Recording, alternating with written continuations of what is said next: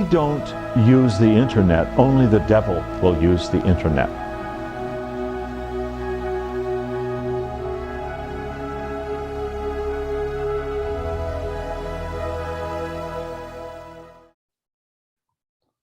All right. This week, I have the pleasure of speaking with Mr. Aaron D Alford. Aaron Alford is the founder of Fish and Vine Publishing Company and the creator of a successful Kickstarter campaign for his work, The Divine Logos, the Cosmological Significance of Orthodox Christology. He's also the host of the podcast Agape Coffee Hour, which can be found on Spotify. And I'll be sure to put the links to where you can find his work and his podcasts in the show notes. Mr. Alford, thank you very much for joining me. Thank you for having me. Absolutely.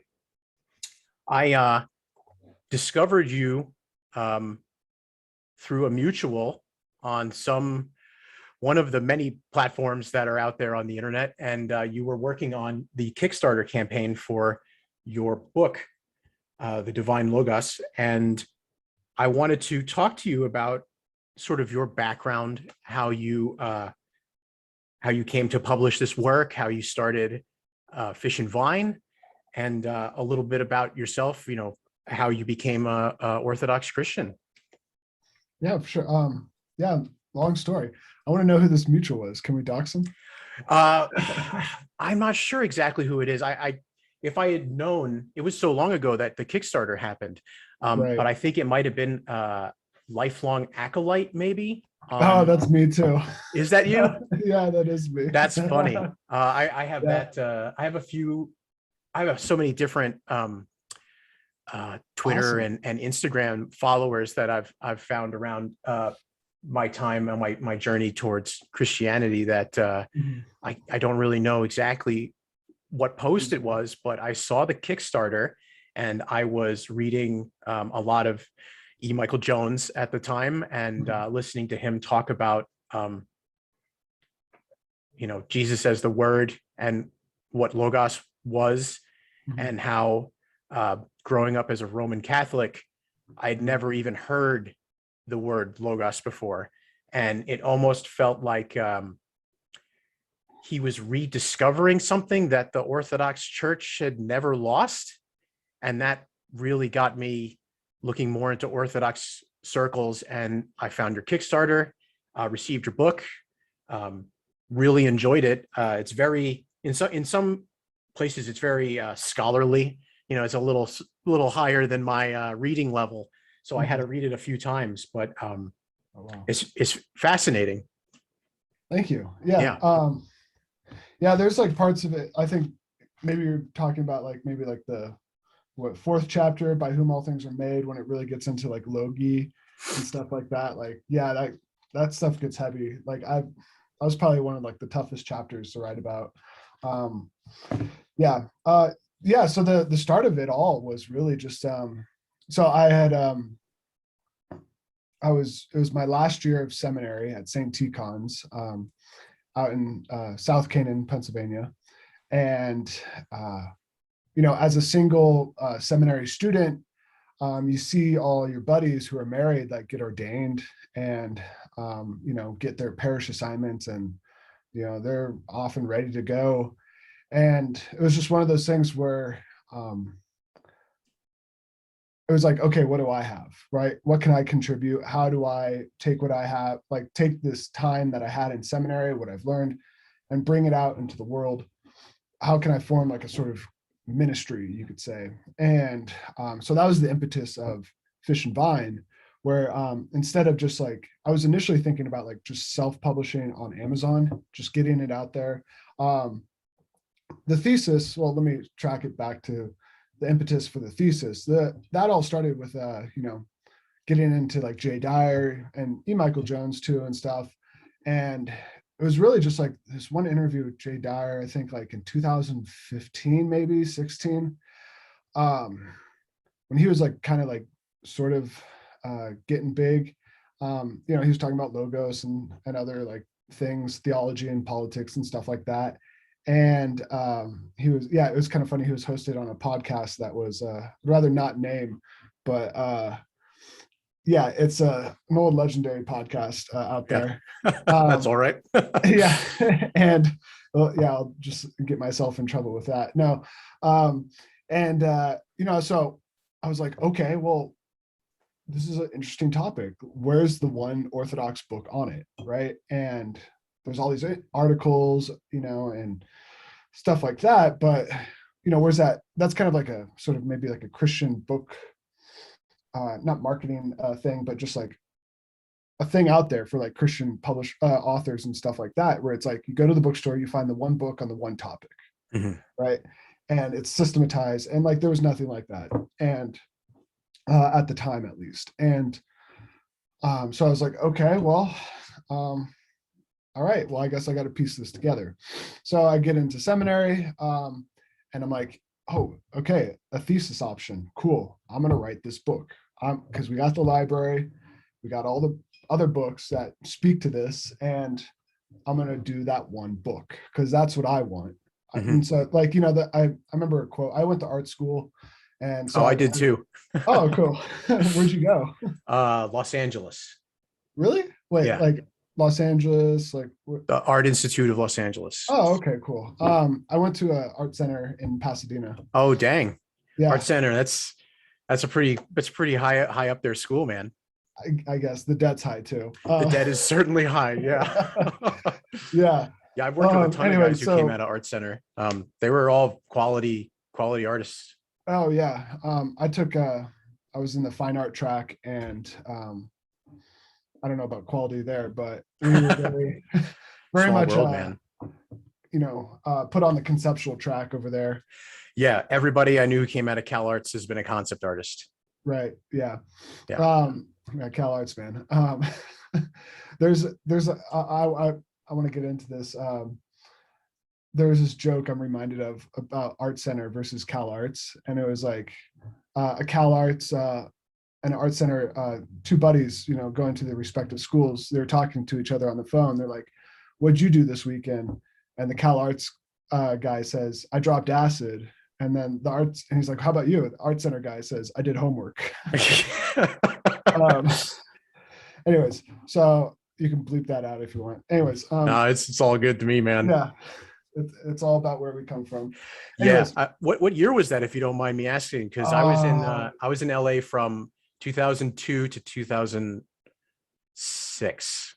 Oh, okay. No, I was way later. I graduated like 2013. Okay. Yeah. Wow. Yeah, I'm maybe a little older than I look. I graduated in 2005. Okay, gotcha.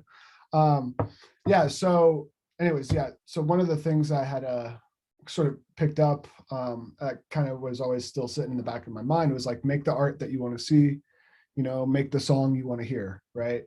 And so I decided to write the book I wanted to read, and so that's what I did. And thank God for Father Michael over at St. Tikhon's Monastery Press. He's sort of like the manager of the bookstore and the website up there, and he really guided me in the process of publishing.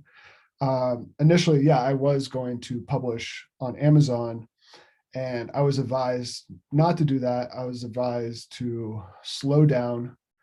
I just wanted to get it out there. I wanted to be like the first one with this book, right? Because like already, like when I was like finishing this up, DP Harry had his Church of the Eternal Logos podcast up, and I don't know, maybe this is like my personality a flaw or whatever, but I was like, no, like I want to be the Logos guy, even though Jay Dyer was already the Logos guy, right? Yeah. Like anything that anyone knows like on the internet about the Logos is probably filtered through Jay Dyer, or at least starting with him. And I mentioned him in like the first footnote, along with DP Harry and Jonathan Peugeot. Yes. As sort of the impetus and starting point for this. And so I was advised to take it slow, and I got a preview copy of the Amazon publication, and it was just like complete crap. And so I was like, okay, guess I gotta like really like edit this again. I've been editing this thesis like over 10 times, right? And fortunate enough, through the Kickstarter, I found an editor who emailed me, and she was like, hey, like, I do this, I'm in school for this, and I would love to, edit your book and get involved. And so she did. And shout out to Kelly Carter. I don't know, find her on Twitter. She has some hot takes. Anyways, yeah, if you need an editor out there, she does freelance editing. So yeah, shout out to her. Really cleaned it up. Whew. Like, I mean, it's almost like two different like books, there's the thesis and there's the book. And maybe that says something about me, that my grammar's horrible. I don't know. Everyone could use an editor. I think Yeah, that's, exactly. absolutely. Yeah. Yeah. So that was kind of it basically. One of like, I guess one of the reasons why I was really attached to the concept of Christ as Logos was because of my background. I grew up evangelical. Okay. And got into like Reformed theology. Then I got into charismatic stuff, and then I got into Judaism and Hebrew roots theology, and went full board with the Judaism, and came out of that realizing like, no, this is not me, this is not who I am, because you're either a Jew or not. Sorry. And so then I got into paganism and sort of, I don't know, I tried to be an atheist, but I understood that there was a profound unity to the world. There was definitely like a deity of some sort, some divinity. And yeah, so that atheism didn't last long, got into paganism. Irish paganism specifically, got into like Druidism and stuff. Because Wicca is a bunch of BS. And and so from there, it was kind of just a lot of reconstruction and sort of new age practices and stuff like that. And so I was like, okay, this is BS as well. So I just want to meditate, right? And so I got into Zen Buddhism. And I don't know, to this day, like being an Orthodox Christian for 6 years, I can say like, I thank the Bodhidharma for leading me back to Christ. I read a sermon of his. He's the founder of Zen Buddhism. I read a sermon of his, and he said, if you look for the Buddha, you will never find the Buddha. And so at that time I was like, oh shit, like I'm still a Christian. Like I was, as an evangelical, dedicated when I was a baby. They don't do baptisms, but they do dedications. Like, Okay. Whatever. But it was like, okay, there's something here, right? This is my God. Yeah. Let's start from square one. And so started from square one, presumed to know nothing about the faith. Orthodoxy, right? Right out the gate, history. This is empirical history. This is the church, etc. But yeah, so like the reason I guess like I was captivated by the concept of Christ as Logos is because of that totality and unity of creation, right? I'm out here in Montana right now. Love the wilderness, love nature. I work up in Big Sky, and it's like this ski resort, and like you're just surrounded in this valley with like these gorgeous mountains, and it's like that awe that you feel, that's pointing to Logos, right? Yeah. That's pointing to that's Christ. And like somehow, like I guess we got to purify ourselves even more, but like how does that like speak to Christ? And it's a very nonverbal thing. It's a very intuitive spiritual process and feeling. And it's not just a oneness of nature with nature. It's like real connection and like a language there. And so all that being said, and I don't know, like when I started learning about Logos, it's like the fascination is just like this totality, the blueprint for this totality and this vastness and reason and logic of everything. Like that's what becomes incarnate, and it's like, of course, like the one whom creation is modeled after becomes incarnate in his creation, And so I was really fortunate to like be able to come across like other authors, not just like Saint Maximus Confessor, that talk about Christ as logos. And I think that's one thing that this book does that maybe J. Dyer or Father Maximus Constus or other Orthodox authors don't really get into, is like they kind of just focus on like Saint Maximus Confessor, right? I was fortunate enough to find a lot of authors talk about Christ as logos, you know, Dimitri Staniloy, Saint Athanasius, Saint Cyril, a lot of Yaroslav Pelikan. Yeah, it's just there, and it kind of just sits there. And you know, you're kind of saying about like how, you know, in the Catholic tradition, like it's sort of missing, like I guess in the Orthodox tradition, like there is that sort of revival of logos through like Saint Maximus scholarship. And I mean, obviously it's like in reaction to the chaos of our times, right? That we're all looking for logos. And I don't know, it's very timely. And you know, but it's just like kind of sits there. Like for Orthodoxy, I think like a lot of things like just sit in the library and collect dust. And it's, I think it's one of those things where, because like in terms of, you could say there's no, we want to shy away from like innovation within Orthodox scholarship. It's really just a matter of like rediscovery. Yeah. And I mean, that's a lot of like what like Vladimir Lossky and Filosky kind of did with like the neo-patristic synthesis in the 19th century or 20th century, excuse me, was just like a rediscovery of the church fathers and what they had to say and how we can bring that into the world today. And yeah, that was sort of like, I guess, like a lineage that I came from at St. Tikhon's, because, you know, they say like everyone needs to write a thesis or a dissertation. So you get all these wacky, like academic in quotes, these like topics, and it's just like way off the mark. And you don't need that because it's all there. It's all in the library. And like, I wish I was better at Greek because there's a lot of things not translated. And it's just a matter of time, man. Yeah. Absolutely. You know, I think you know, that's fascinating. You seem to have a very similar path to myself going through. I don't know if I would say I ever was actually atheist, because of the same reasons that you mentioned. You know, I never really thought that there was no spiritual reality.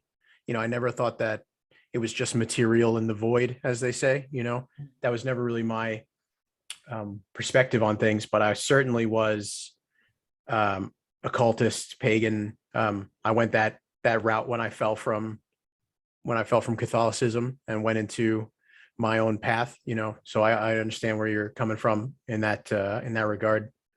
I imagine a lot of this was happening when you were out on the West Coast.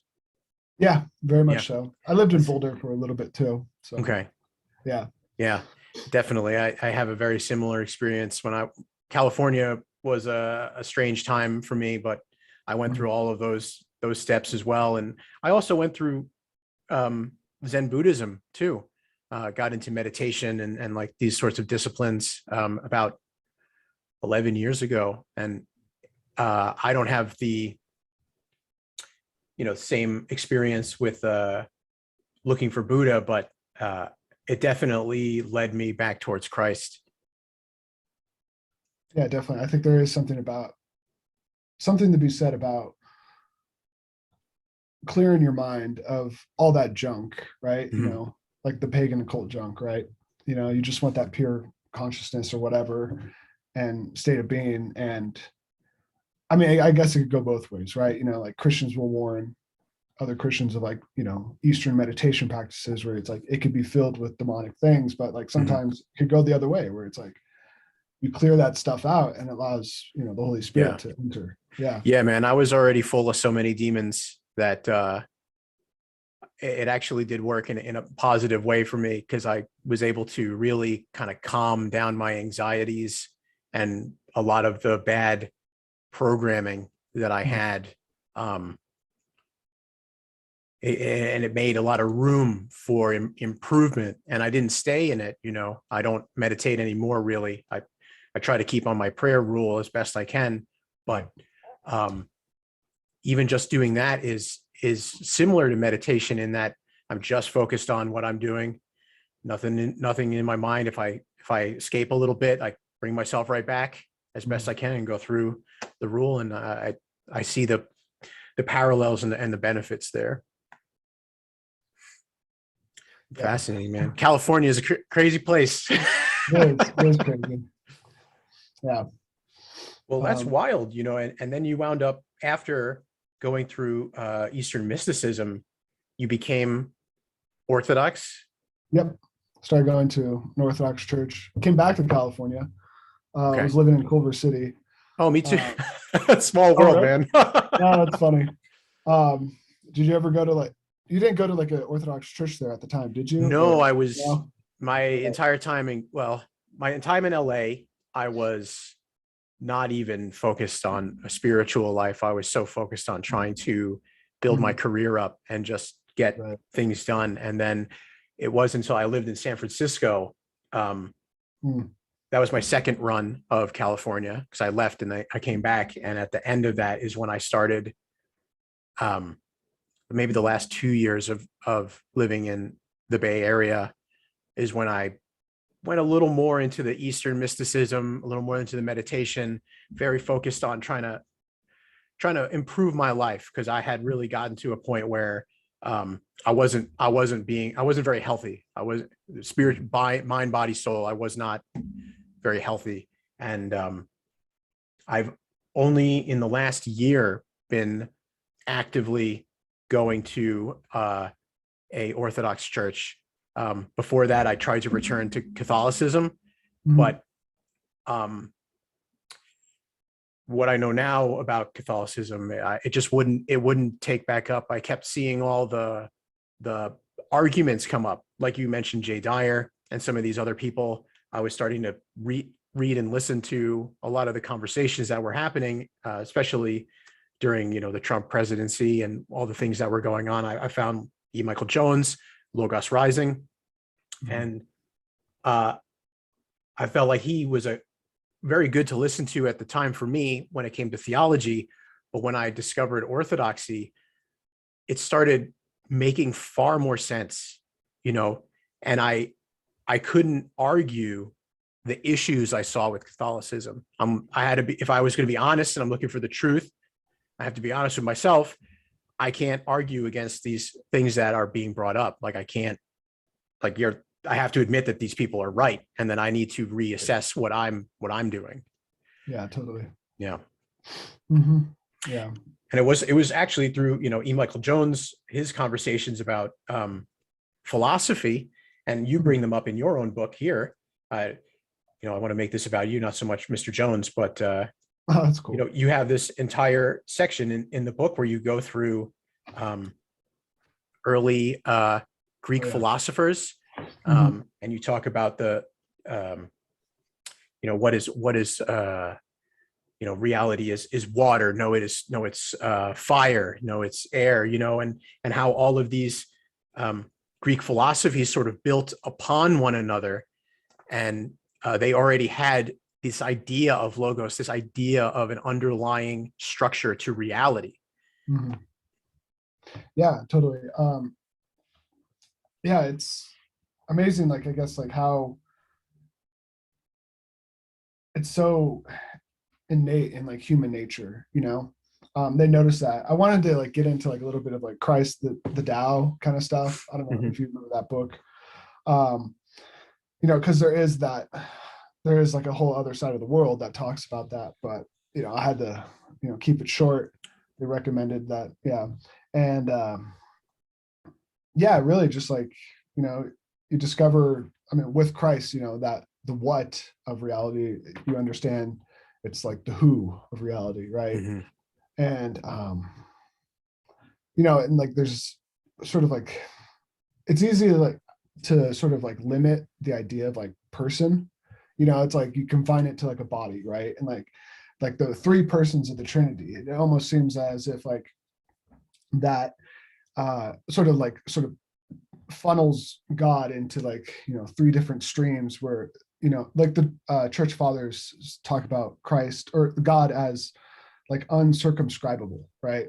You can't trace a line around him and make a perimeter and say, this is God. Mhm. And it's like, it's easy to sort of, I think like growing up evangelical, right? You're so focused on the person of Christ, which is a good thing. But there's like this sort of, you know, limitation that they have in their theology or their outlook, where it's just this person who came to earth and died for our sins and rose again, right? And your sort of view is like, you gotta have to like put on these blinders almost and sort of ignore everything else and be like, okay, that's creation, that's nice, God said it's good, but just focus on like the person of Jesus Christ. And the definition for them of like person is very limiting, and to understand that like, oh, the person of Christ is huge, like infinite. And one thing that I always like to like try to wrap my head around but never can is that like when Christ ascended, he ascended bodily, you know, and he never lost his body, right? And he sits at the right hand of the Father. But then again, like you see throughout history, you know, but also what he says to the disciples, like, I am with you always to the end of the age, right? So like there's this, somehow that body is like expanded and transformed and sort of made infinite in its own right. And it's like this wild thing. And so like I can't, you know, I can't wrap my head around it, excuse me, but like you kind of just have to accept that statement and the mystery of it and kind of just be in awe of it. And that's, for me, like that's why I kind of like theology, is like that awe is a sort of creates these epiphanies that are almost like a dopamine rush. Like, I've experienced that. Yeah. yeah. And yeah, so this like expanded infinite body, like that's our destiny, right? Sits the body up at the right hand of the Father, right? And it's wild because like that's what's going to happen to us in the resurrection, you know. Right. And Paul talks about going from glory to glory and this infinite progression into God, his energies and participation in that. And I'm reminded of like what St. Maximus Confessor talks about, like this idea of like the divine ecstasy, where it's us becoming infinite. Yeah. You know, and like these finite bodies that we have, this the finiteness that we have in our soul and spirit as well gets expanded and stretched, and that's the ecstasy, you know. Like yeah, so I don't know, like for me in theology, it's like I like to just like, I think of it as like hitting my head against like the ceiling as much as possible, and trying to always like break through to the next level. Yeah. Sometimes like you don't break through, sometimes like, you know. Or it takes a while, you know.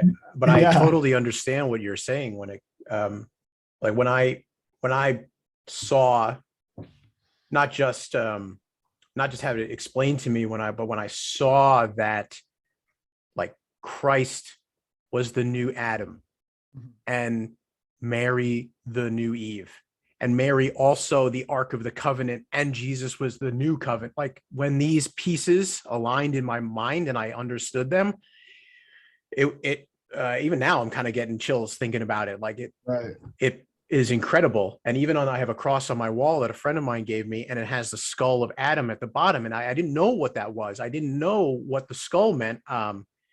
And I had to research and look it up, and I realized that's the skull of Adam, because Christ is the new Adam, and Christ was crucified on Golgotha, which was the burial place of Adam.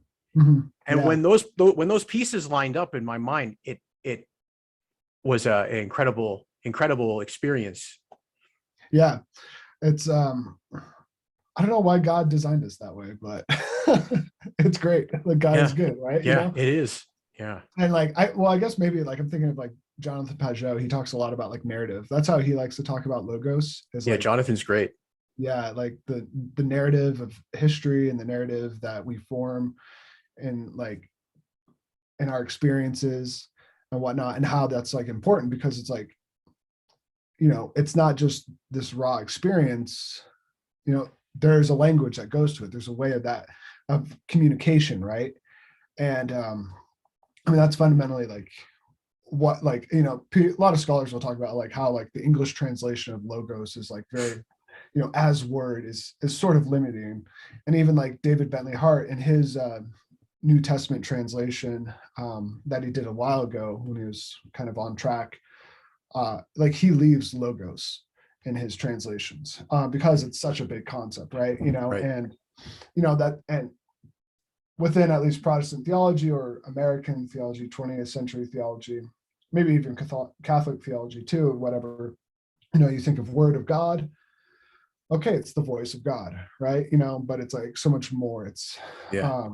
and yeah, it's like that basic communication, the basic building up of things. I mean, like, yeah, the root word for logos, like it's also the root word for Lego. And like, you know, remember playing with Legos as a kid, right? Like it's a funny like way of like how that concept goes into like a completely mundane direction, but it's like to build up things and to sort of create structure and yeah, kind of just create a world, right? It's so Yeah. fundamental to like piece together and build up, and yeah, and that's who Christ is. And it's like, wow. Yeah. Yeah. I don't know if like how serious I am with like maybe like making a second book in regards to logos. There's like a few like avenues I could go, but one of them is like thinking about like how the Holy, like expanding like the chapter of like logos and the Trinity, Mhm. and you know, it's like, okay, like actually writing a book maybe like on the Holy Spirit, right? And thinking of the Holy Spirit as, you know, the vivification of that structure of reality, right? And because, you know, it's through the Holy Spirit that, you know, we live and move and have our being, you know, sort of like the other hand of the Father, quote unquote, to use this quote of Saint Irenaeus, like the immanence of God. He's the one that brings us Christ, who brings us to the Father, right? Even the Saint Augustine quote is a valid quote where it's like, you know, the love between the Father and the Son, obviously not originating from two principles, but one principle of the Father, you know, but I get that filioque in there. yeah, right.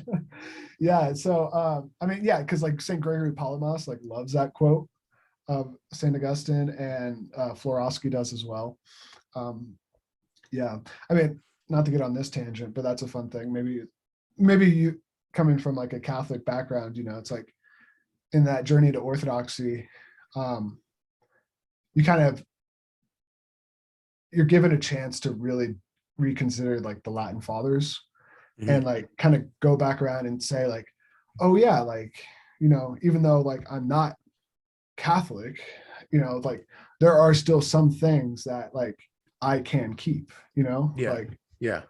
like Saint Augustine, right? Like I know Yeah. I there's some have. people, yeah, you know, there's some people out there that don't like him at all. Yeah. That's like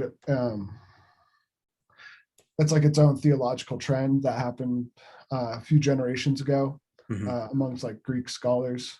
And you know, like there's truth to some of these things, but at the same time, like there's a lot of commonality. And like, you know, I don't know, for me, like I guess I'm bringing that up because that's a big deal for me growing up like Reformed and like being in the Calvin and Luther and all those guys. And it's like, oh, the Catholic Church is so evil, blah, blah, Mm. blah, you know, like all that BS. And sure, they had some legitimate critiques, but, Mhm.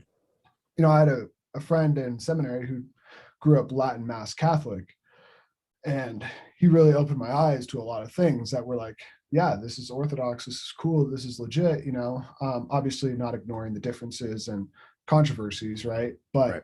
it's like, oh yeah, okay, like Luther did really screw a lot of things up for us, you know, like what Yeah. the heck, man?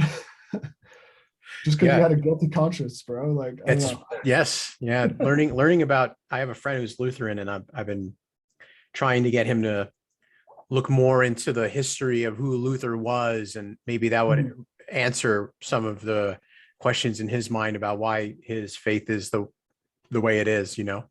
Yeah. But yeah, I really appreciate Saint Augustine. Even as I'm no longer Catholic, I read City of God, and it was very, very eye-opening, because I was still very much in the world at the time that I got that book. And, the idea that, you can either live in the world or you could live for God. You really can't do both, and that whole idea was never even taught to me. I'd never heard of it, never considered it. And I found myself, especially on the West Coast, where, the troubles of our time are just right in front of you everywhere you go. You can't get away from it. It just was so clear. And I had to live it. I had to read those books, and I had to live there, and I had to live in these places to see it myself. Right. Yeah.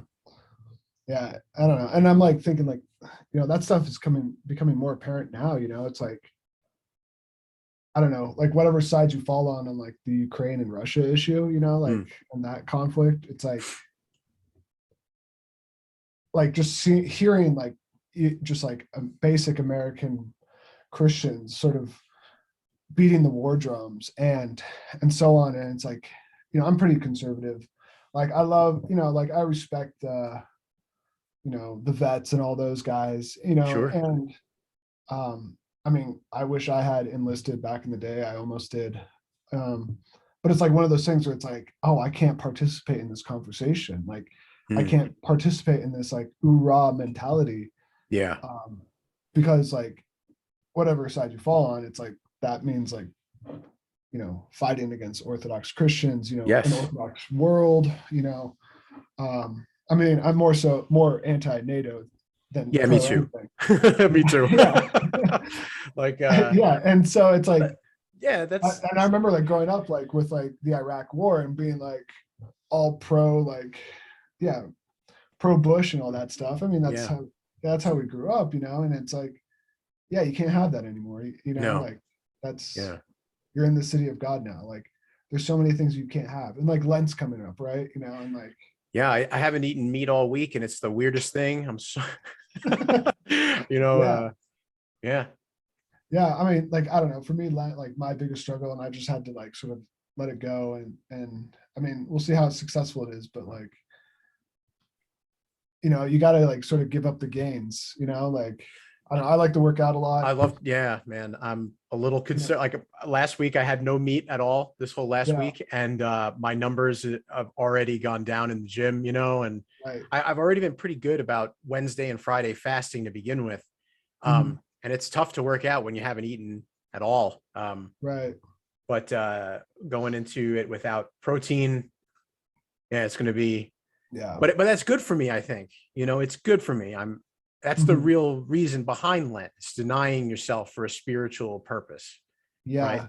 Yeah. And I think it comes down to like, I don't know. I was tempted to write a book. Like, I don't know if you heard about like David Bentley Hart and his like controversial book of All That May Be Saved. No, I don't think I've read that one yet. Anyways, like he's kind of turned like universalist. Okay. And so, but basically this book is like him airing like his sort of personal dilemma that he has with like, I don't know, the Christian theology of like damnation, and it's like kind of a very irresponsible publication. Because it's like, okay, like just keep this to yourself, like keep it to your inner circle of fellow scholars. Sure, talk about it, whatever. But like when you write a book about that gives a lot of people permission to believe the same thing, Yeah. And so I was tempted to write a book on fasting, and because I went through like sort of like the carnivore keto phase and all that stuff. Me too, man. And there's like a lot of truth about like, what they talk about with like, protein intake and stuff like that. But it's like the church has been doing this for 2,000 years. It knows what's up. And there's this sort of like, I had to like really work it out in my mind and my heart to like cycle back to where it's like, like in the Old Testament, the idea of fasting, like you could translate like to fast to like afflict yourself. So there's this like weird idea of like a real sort of crucifixion of the body, you could say. I mean, obviously it's like, there's a quote, it's like, slay the flesh to save the body. And that's a big part of it. And like the flesh operates in the body, right? So it's like, you have to sort of do this violence to yourself almost, like, if I could say that in a responsible way, Yeah. and a mature way.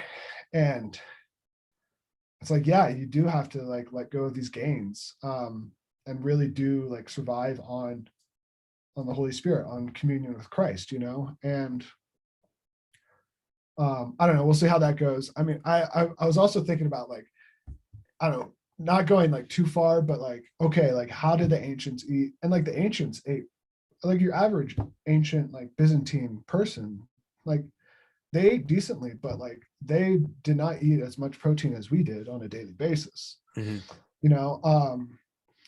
And I mean, they weren't like super poor or whatever, but yeah, it wasn't as much as we do eat now. It's like they weren't getting like 200 grams of protein a day, I assure Right. you that. Yeah. So I mean, in the lead up, like the past like month or so, I was like bulking, quote unquote, because it's like, okay, I'm gonna lose muscle mass, right? So Yeah. gotta, but then like, there's other guys like dietitians, nutritionists out there.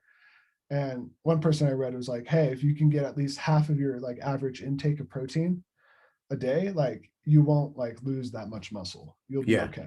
Yeah. And so, but yeah, it all comes down to just like letting go of like this world, like to a certain degree, to like want to look like Chris Bumstead, like that's an idol almost, like, that's what it is. And you kind of have to let it go, Yeah. Yeah. because like, the reality is that you obviously you're not going to look like that 24/7. Like Right. that's a competition body. Yes. Right. And it's like, they look like that for an hour and then they're back to like hydrating themselves, Yeah. I used to do Yeah. martial arts and I would have to hydrate myself down to nothing to go into competition. And I had, a 6-pack for a day, Mhm. and then as soon as I was done with the weigh-in, I rehydrated and started eating. It just went, it was all gone. It's And, all good. we live in a world of falsehoods.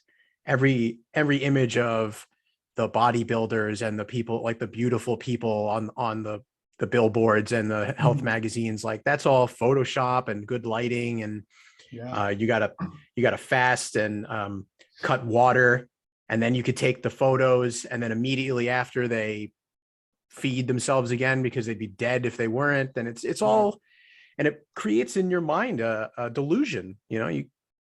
You can't look like that all the time. Even at my best, I didn't look like what I could have done if I took a great lighting shot and photoshopped it up. Like, I could have made Right. myself look great, but it's totally unreal.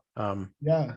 And I think like that's one of the things, like, because like, I don't know, for me, like looking at Christ as the logos, that's sort of like the lens, my main lens of like understanding the faith, right?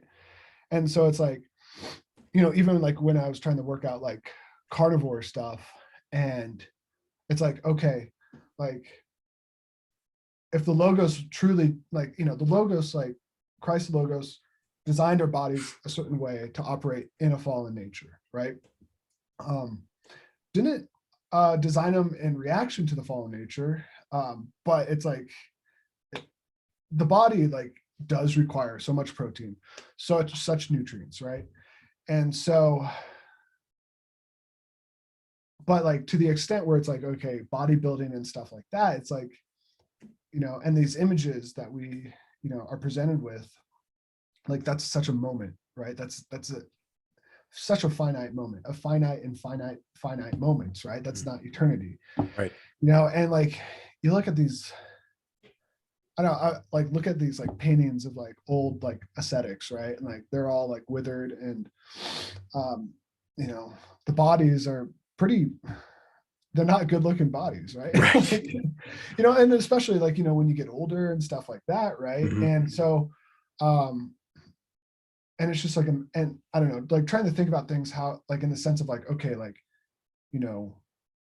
right, like, okay, the logos designs us to have these bodies like that rely on protein so much, but yet like the church and its tradition and culture, like even the Catholic Church, it's like, it comes out of a society that's so reliant on like bread, Mhm. and the monastics, like a hardcore monastic would fast with just bread and water, Yeah. hardly any bread, like Saint Mary of Egypt, right? Like eats roots and stuff like that. And Mhm. but yet like she can levitate, like if you Yeah. remember her story, Yeah. like when she Oh yeah. prays. My church is named after her. Oh, okay, nice. And like, wow, what a testimony. And like, I don't know, it's pure materialism. And like, Christ's logos, like, he points us to like the greater reality, right? Beyond this, because it's like, okay, great. We talk about like the finiteness of life, right? You live 60 to 80 years. Okay. Us young men, like, a good looking body, or like, like, um, you know, the thriving period of our youth, like what, that's like 30, 40 years, right? If you're lucky, if you take care of yourself. Yeah, if you take care, and like, of course, like you're supposed to take care of yourself, right? Like, Sure.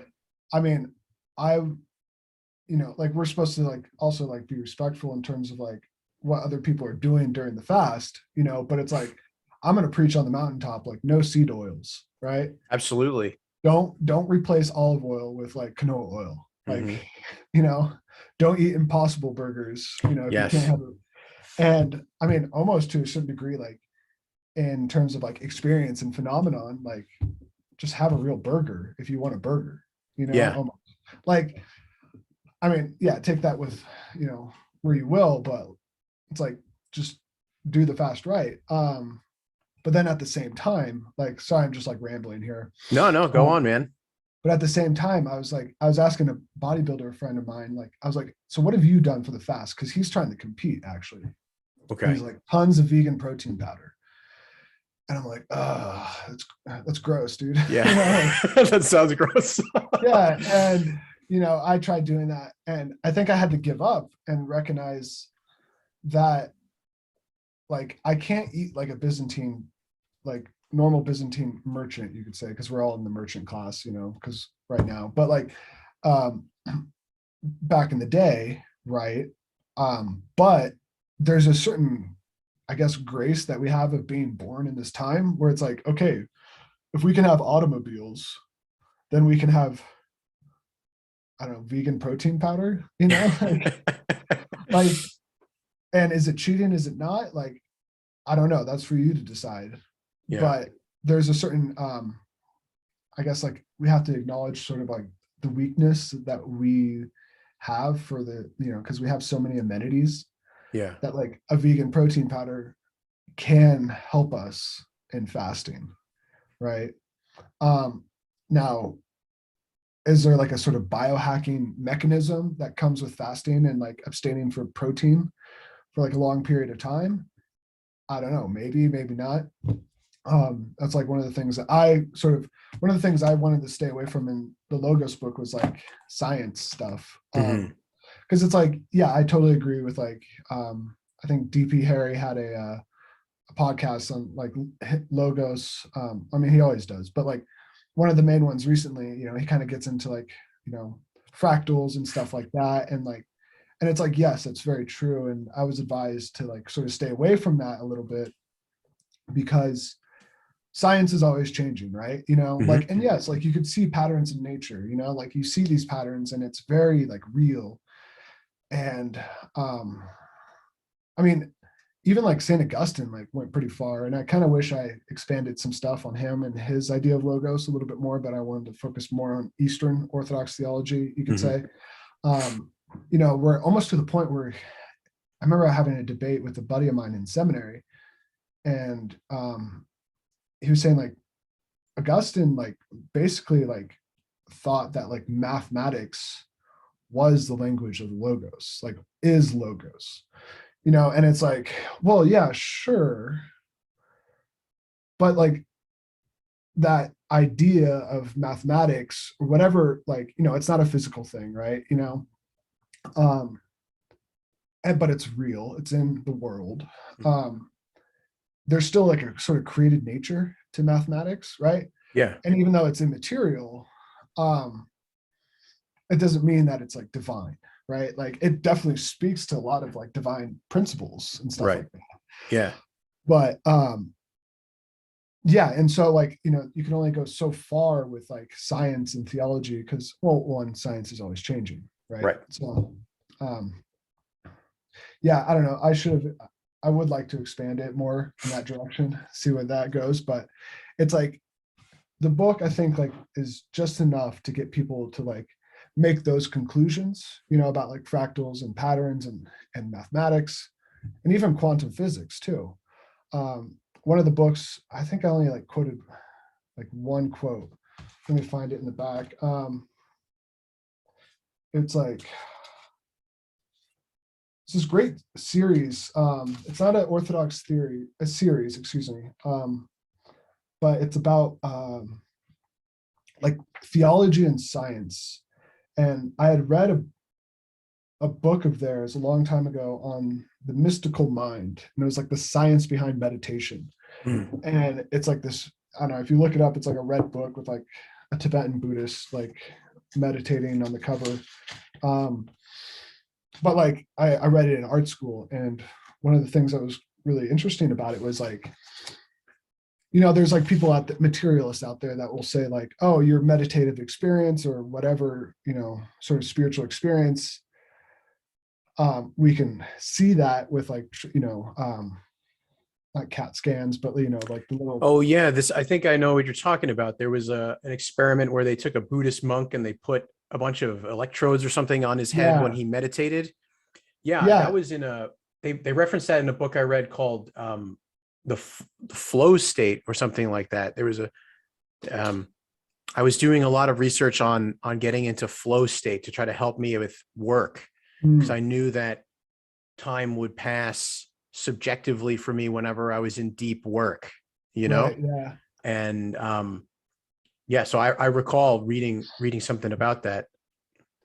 Yeah, and so one of the things, like this book got like really into it, not the one I quote, but yeah, and it got really into that, and it was like, you can't, so what they're seeing on like the graphs and stuff with that, it's like, yeah, you see what the mind is doing during this like spiritual state, but you can't determine the cause of it.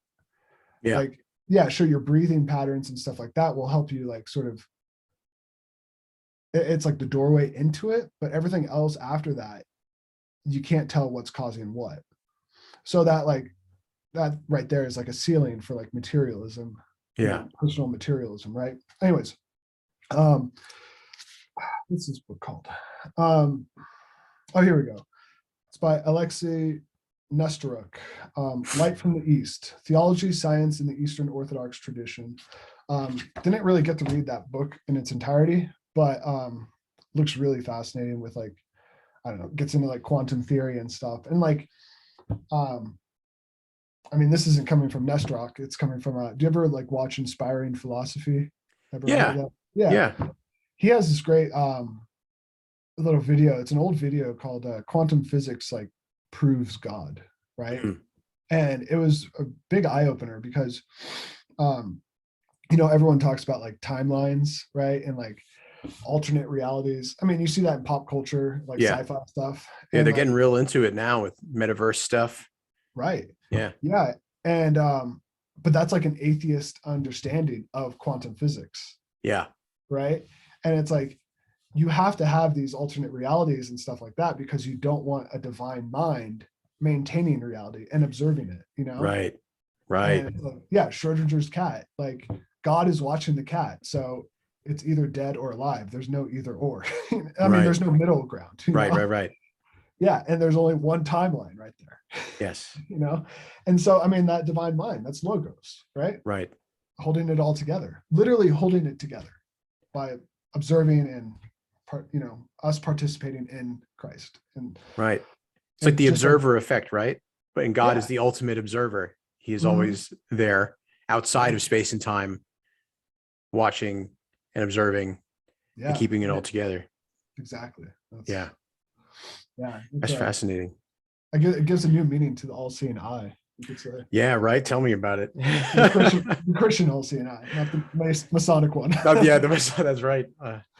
But before we get too far off of something you were talking about earlier, I did want to definitely mirror something you said, or echo, or whatever you want to call it. It was only when I started like inflicting suffering on myself in a meaningful way that I was able to grow. You know, like we were talking about fasting and sort of denying yourself. And even though, you know, the body needs a certain amount of protein, an idea of fasting is like a spiritual nutrition as opposed to a bodily nutrition, you know. And you can't really get anything without suffering. Like even going to the gym, if you want to get the gains, you have to put in the work, and the work is not fun. Usually it's a lot of hard work, cleaning up your diet, staying away from the seed oils, keeping the carbs in check. You know, that was my path. At least, you know, I was very unhealthy once upon a time, and it took self-denial and discipline and work to get myself better, to create the outcome I wanted. And I think that, you know, there's something in there about fasting as well. Like I want to be closer to God. I want a more spiritual mind. I want to work on that muscle. And now is the time to, you know, do that. It's just sort of flipped how I normally live, where I'm mostly protein based diet. I try to stay away from the carbs. Now I'm going to have to invert it for a little while and see how that goes. Yeah, it's and it's wild, you know, because it's just like that's the, you know, that's the not diet, because it's not a diet, right? It's a fast, you know, and it's like this is like the nutrition for eternity in mind, you know, and it's like, and there is I guess like a certain degree of like letting go of this temporal youthfulness, you could say, this temporal, I mean, it doesn't give you license to eat like crap, right? You know, Right. But it's I'm not like, gonna be eating French fries on my fast, you know. I'm right, gonna be trying to eat still healthy. yeah, definitely. Get that sourdough ready or whatever, you know. Yeah, and because it's like a real letting go of the physical world, you know, and that's kind of like, I know, I love how like Saint Maximus, and that I quote, you know, talks about like part of the sin of like Adam and Eve eating the fruit is like idolizing this world, you know, choosing this world over God. And I mean, that's what the cross is all about, you know. It's like the crucifying yourself. And it's always hard to like wrap your mind around, especially like, I guess I don't want to like trash on the like the ortho bros and like whatever and internet orthodox stuff, but like, you know, our sphere is so close to like those Nietzschean spheres, you know, the soul bra and all that stuff, you know. Like all that, you know, and it's like we're adjacent to them, you know, we're in conversation with them, but it's like that's not our path, you know. Right. Like we choose the cross. And what was it? I was listening to a Lord of Spirits podcast, the recent one, Body of the Tabernacle, and they were quoting a pagan Roman complaining about Christians parading the relics of martyrs. And this guy was saying, he's like, yeah, they reject all like forms of like pagan honor and instead celebrate like criminals and, you know, defile themselves with with the bodies of these criminals, right? The, you know, pilgrimage to the martyrs relics, right? Yeah. And so he's talking about it in a very negative light. And it's like, yeah, like we're not Nietzschean, you know, like, we're not will to power. We're not about best life now, you know. It's like we're about, taking the responsibility and the reins in life and creating a good life. Yeah, it's a godly life, but it's not for yourself, right? Like you're not the main character. And so this is the cross, right? And in a very real sense, you know. And also like, I think there's a humility aspect where it's like, we have to relate to those, you know, it's like, dare I say, like people who don't have the bodies of Greek gods, right? You know, it's like that image that we strive for of like, you know, soul bra or whatever, or like Bronze Age pervert, you know, all those dudes, like, you know, that the Nietzschean will to power, you know, it's very fleshy. And it might be like the in terms of worldly wisdom, like on like the top tier, but it's still worldly wisdom, right? Yeah. And it's not, the way of the cross. And the way of the cross is like, yeah, like getting gritty and down and dirty. And yeah, Jesus hung out with, the lowliest of the low. And, we think about that in like terms of like sinners and stuff like that. Like, sure, yeah. But also at the same time, like, I mean, he wasn't hanging out with the gladiators, right? He wasn't hanging Right. out with the soldiers, right? And all those guys, like was he bodybuilding or whatever? Like he wasn't a fighter, right? Like, but in this like almost in a Zen sense, I think like when I try to like sort of grapple with like Christian humility versus like Nietzschean will to power, like the Zen samurai kind of comes into focus. Yeah. Where it's like you have that power, Yeah. but you remain calm. You're not reactionary. You remain humble and quiet, right? Yeah. And controlled, but you're not like a berserker, right? And Right. like so much of the will to power that we see in our spheres, it's like it's a berserker mentality. Yes. And so it's like, no, we kind of have to take that samurai approach. I was so into that whole idea in my youth. I have a copy of Hagakure. I have one too. Excellent. Yeah. That's so good. I love that whole strain of thought. The warrior monk. Yeah, absolutely. Where you have the ability to do violence, but you choose not to. You choose to be calm, and if you have to, then that's another thing. But it's there's no virtue in not being violent if you can't be violent. Like Right. there's no virtue there. Like, we see it all the time in on social media and in pop culture and all these things, like these people who can't do violence, who want to be peaceniks, or vice versa, people who can't do violence, who want to be super aggressive. Right. And it's just like, hold on a second. Do you even know what you're talking about? Have you ever been in a fight? Have you trained? Like, do you understand the reality that you're talking about right now? Right. And that's lost on so many people. Yeah, that reminds me of I've been seeing some memes of like Redditors wanting to like volunteer for Ukraine. Oh man. Yeah. Oh man. Is everyone in the squad going to be vaccinated? Yeah. Yeah. I saw an image just earlier today about that. Like some guy who's just, I'm really concerned about getting taken out by friendly fire, and in parentheses, unvaccinated people. Yeah. Oh.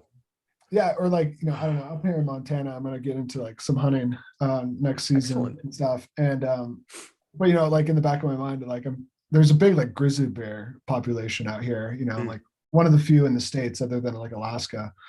And everyone, it's like, yeah, you're prepared. You got a 10 millimeter and you got your bear spray. Like, it's like if you don't have those, you're dead. But then like I think about like Saint Seraphim of Sarov, right? Just taming the bear and stuff. Yeah. I don't know if those are black bears technically out there. Certainly not grizzlies though. Not grizzlies. Yeah. And so like there is that certain degree of like, how do we approach like nature in that peaceful sense, right? In peace of Christ sense, right? No, I mean, like, I guess that's where we get sort of adjacent to like sort of vegan principles or whatever. But like, I don't know, we're pretty, like, I don't know, I'll offend maybe some of your listeners. I don't know, who knows? Like, we are pretty centrist in Christian theology, It's like there's Christian morality and there's Christian charity, right? Right. And like, I mean, obviously, as like a pre-Enlightenment ideology, you could say, when we talk about Christianity in that sense as like a philosophy, I mean, I like to think about Christianity as a philosophy of the resurrection, right? How do we live in light of Christ's resurrection, right? Yeah. And I mean, it's pre-modern, it's pre-Enlightenment, so we don't think of nature as just like pure mechanical material, right? And we shouldn't be exploiting it, Yeah. And that's so, you bring up a really good point. especially with people, like very centrist as Christians, like we do need to reevaluate how we see politics and these things when you become a Christian, because it's so easy to be put into one of the two camps, like, oh, you're a socialist or you're capital, whatever all these isms and stuff are. But no, like when you try to live the teachings of Christ, you realize that they're not, these ideas aren't mutually exclusive. Like, you can have charity, but also work for your money, and it's not so black and white, and we can see how separated things have become and how illogical they are, because I have so much in common with many people who don't share my political views on certain social aspects, like, oh yeah, we need to take care of people, we need to have charity, we need to do, these sorts of things. But I won't find a lot of that same mentality in right-wing camps of people who claim to be Christians. And it's like, well, hold on, like things are not black and white. We got to work on this stuff. Like, don't you see how your political ideology is contradicting what you claim to value? Mm-hmm. Yeah, totally. Yeah, like kind of encountered that with our second book that we published, Gender in the Soul. Yeah, with Ben Cabe's stuff. Ben is more moderate in his politics and more mainstream, and which is fine, but like, I don't know, it's like when we first released the book, it was like the first week, and like immediately like all these ortho bros, like reactionary ortho bros, whatever, like immediately jumped on it, and like they're like, oh, this is going to be progressive, like BS, blah blah blah. And it's like, just because the cover is like pink and blue, like I designed that cover, I meant it to be like sort of contemporary and progressive in its design, and like the words, like the font, it's a sans serif, very modern looking font, and it's all jumbled together because it's confused, right? And so, yeah, immediately, I guess maybe I did what I set out to do. No, but yeah, it's a lot of people jumped on it, and then it was like, Ben like put out this little like advertising campaign on his stuff on Theoria, and just straight up called him out and was like, listen, like this is endorsed by Archbishop Michael, like this is fully Orthodox, this is what the fathers say about it, and that's it. And it shut him up, yeah, because we, the Christian faith like transcends everything, right? Yeah. But yeah, it informs so many things, and like there's that tension of like the transcendent and the immanent. How do we apply that in our daily lives and politics? Like I would love to be, I'm still like a czarist in some sense of the word, whatever. Like, sure. And give me that Christian monarchy. Like I'll idolize and romanticize like, a Christian peasant life, and because it's organic and all that stuff. But at the same time, like I guess maybe being like post Christian society, being post 60s or whatever, it's like I can't imagine a world where like morality is enforced, Yeah. like how like, we're so far from it, yeah. Yeah. And like how does that work? Like even just like, I don't know, it's like what, like our jail cells are going to be filled with like homosexuals and like adulterers, like like how would you regulate that in the first place? And like I mean, I can imagine like already like the fiscal conservatives being like, we're not going to pay the taxes for these homosexuals, because it's like almost like drug enforcement too, it's like, I don't know, it's like, do you want to fill up the jail cells with like first offenders, I don't know. Right. Like how do you navigate that, right? And so I think it's like, actually it reminds me of a funny story at seminary. Metropolitan TCon it was my first year. Metropolitan TCon was visiting, and this was like my first interaction with him, and it was like lunchtime, and we're all sitting around, and he sits at our table. I move up closer to him because I wanted to talk to him. And I was like, hey, I have a great idea. I was like, we make billboards, make America Orthodox, right? Big billboard campaign all over the place. And he laughed at it and he's like, well, it's about making Americans Orthodox, right? Right. Like it's about the person. It's about, it's really like a grassroots thing almost. Yeah. You know, Yeah. you have to start at the base with everybody, with the person, then it goes to the family, and then it trickles down into society, you know? Yes. Yeah. And so, or trickles up, you could say. And that's the focus, right? Yeah. And obviously that doesn't mean like don't vote Republican or something like that. Like I'm gonna vote Republican, like even though there's shills for Israel, like I Yeah. don't know, like you have no choice. This time, Right. Like you who know? are you? Right. It's one of those hold your nose and vote sort of Yeah. situations. It seems like it's my entire adult life. That's how it's been, really. Mhm. Yeah, 100%. And it's just like, yeah, I've tried to like reconcile everything, and it's just like, I don't know, man. Like, yeah, would love to be a monarchist, you know, would love to be like the bishop who like crowns the next monarch of America, the first monarch of America, some silly, you know, fantastical thing like that, whatever, Yeah. you know, but it's like, yeah, when we all balkanize, whatever. Anyways, Yeah. Right. That's, I mean, hypothetically FBI in Minecraft. Yeah. Yeah. Yeah. You're right. Because it is it is pure, it is the most grassroots. It is Mhm. work on yourself, become Orthodox, follow the path that will build out into your family and into other people, but you can't control other people. You can't affect these things. You can only affect yourself. Right. And yeah, you're right. Like we've had such a fall in this country and in the West in general. Like it has just been systematic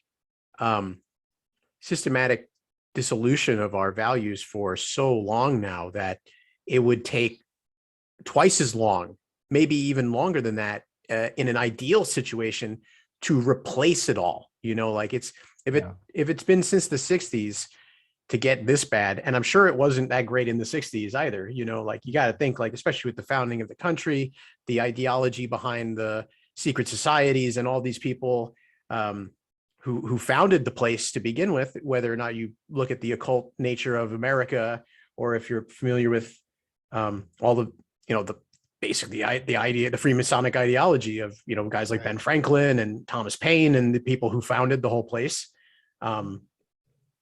It's been a long process of destroying Christianity in our culture. And I think it would take twice as long at minimum to put it back together. But all we could do is live the best life that we can in our own little small spheres of influence. And, you know, I guess by God's grace, it might expand to something bigger in the future.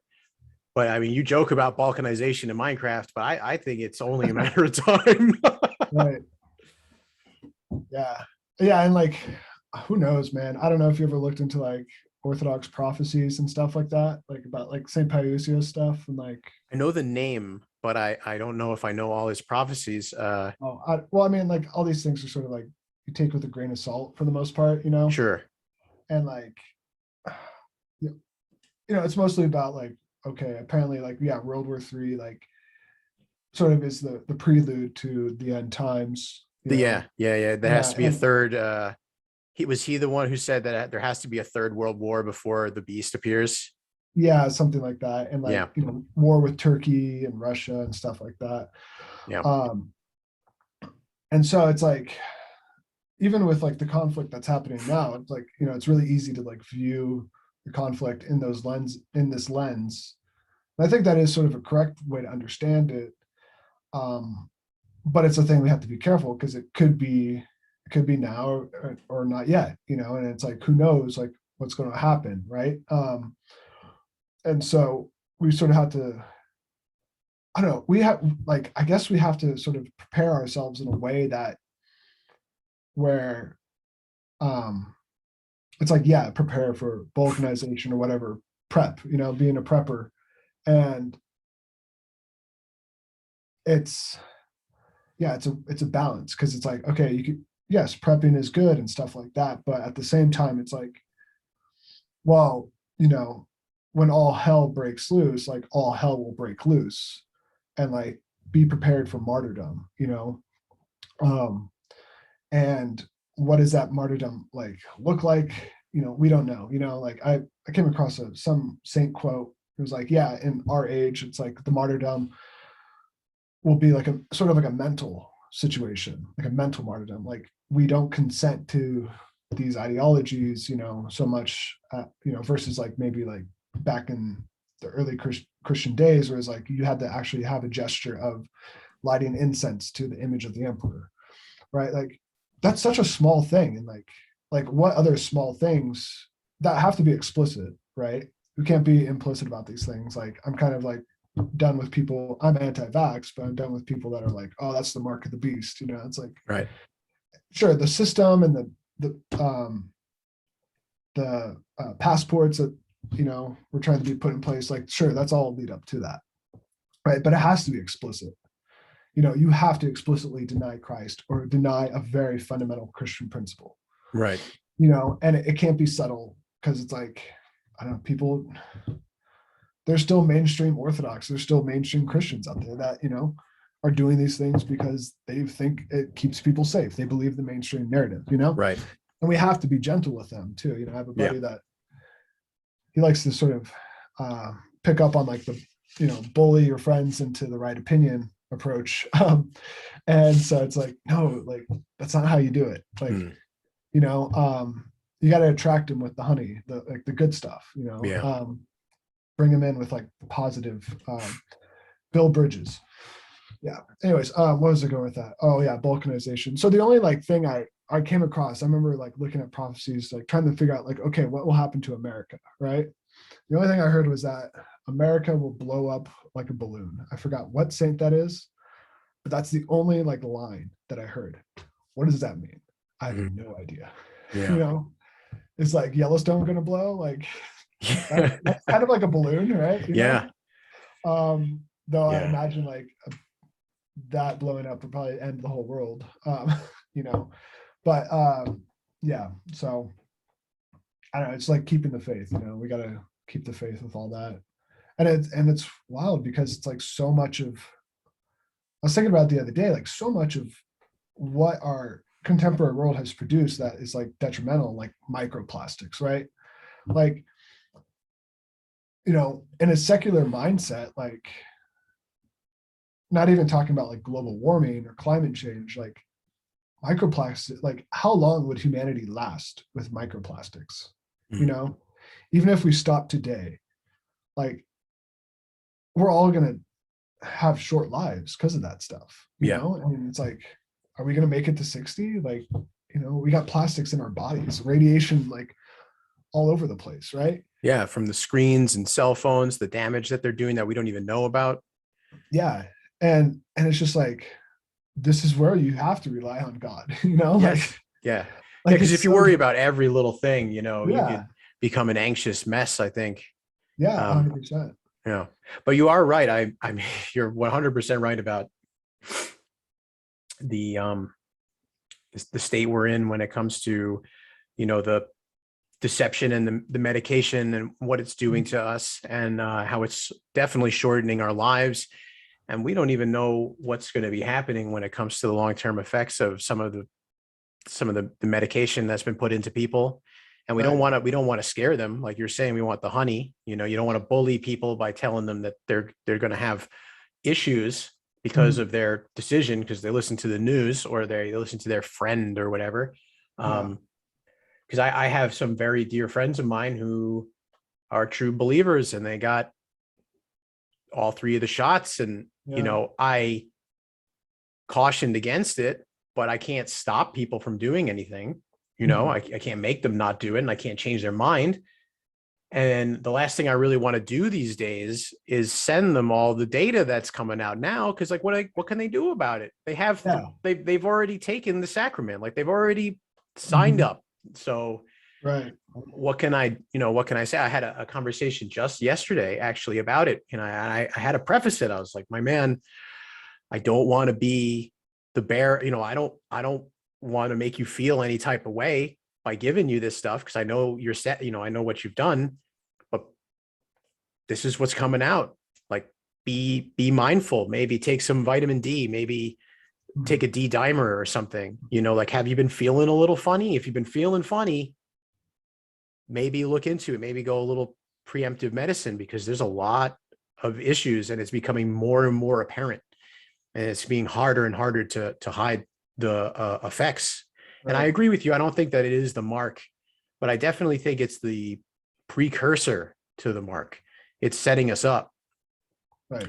And I don't think it's, I don't want to say it like it's a good thing, but it's so overt, I think, that it is waking people up, like it's coming with some positives, that people are starting to see these situations, and maybe it's causing them to think, maybe it's the trauma that they need to wake up out of the spell that they've caught themselves in. Because I know personally, like, I haven't always thought the way I have. It took a lot of mistakes, and it took a lot of mistakes and a lot of bad situations to wake me up, to get me to see the truth of my situations. So I don't wish ill will on anybody at all. I think it's a horrible situation, but maybe that will wake them up. Yeah, we'll see. I mean, it's one of those things where it's like, you can't get mad at them. You just got to, like, have sympathy, like, and pray for them, really, like, at the end of the day, where it's just like, oh man, like, yeah, you just can't, you can't blame somebody for, like, getting AIDS to a certain degree, it's like, you gotta just, like, you just got to pray for them and their salvation, right? Yeah. It's like, you got this now. I wish you have this situation now. I hope nothing happens, Right. I hope nothing happens, but be aware, like, please be aware of how this happened, what your viewpoints and how you contributed to your situation. Right. That's something that I think Christianity really teaches is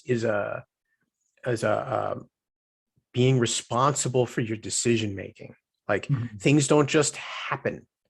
Like, things don't just happen. Like, sure, there are things out of our control, but you are kind of you are an agent, an active agent in the results you get from your life, and the actions that you do have consequences. Like,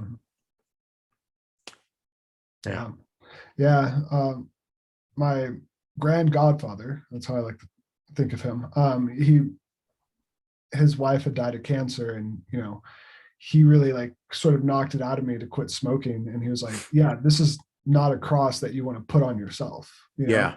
And it's like, Jesus talks about, like, blessed are those who are persecuted for my sake, right? Or for righteousness' sake. It's like,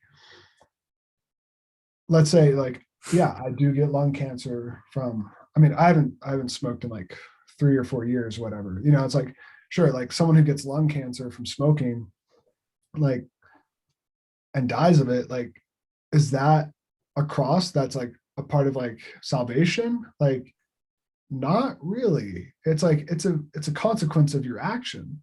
Sure, like, whatever choices that are made through that suffering, that ultimately, it always, that's the thing with suffering, is that suffering always opens the door back to Christ, right? Back to God, right?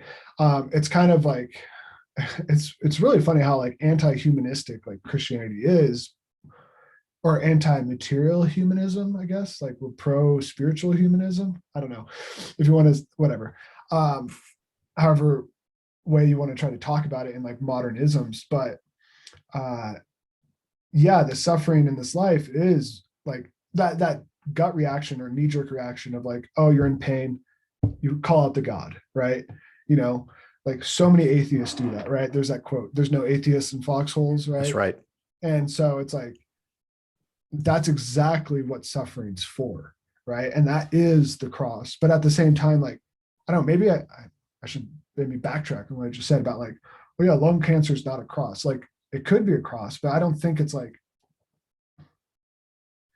I don't know, maybe I'll just cut that off. It's like, well, you were, that is a good point though, because you could use it to glorify God. Like, you could use it as a bridge to get closer to God. Like, Mhm. one of the things my priest was saying a few weekends ago when we were talking about people getting sick, and he said, abstain from these experiments. And if you get sick, use it to glorify God. Use it as a struggle to get closer to God. And I think that's so important, because that's been true in my life. Every negative thing in my life that hasn't destroyed me has helped me get closer to God. Yeah. Mhm. I think there's a lot of truth to that. Yeah. And yeah, I guess it's like, I don't know, maybe I have to purify myself more or whatever. Like, there's so much learning that we have to do. It's like, Oh yeah, how do we absolutely. like properly discern, like, what kind of suffering, originates for what cause, and what the ultimate goal is and stuff like that, but yeah, it's a thing, man.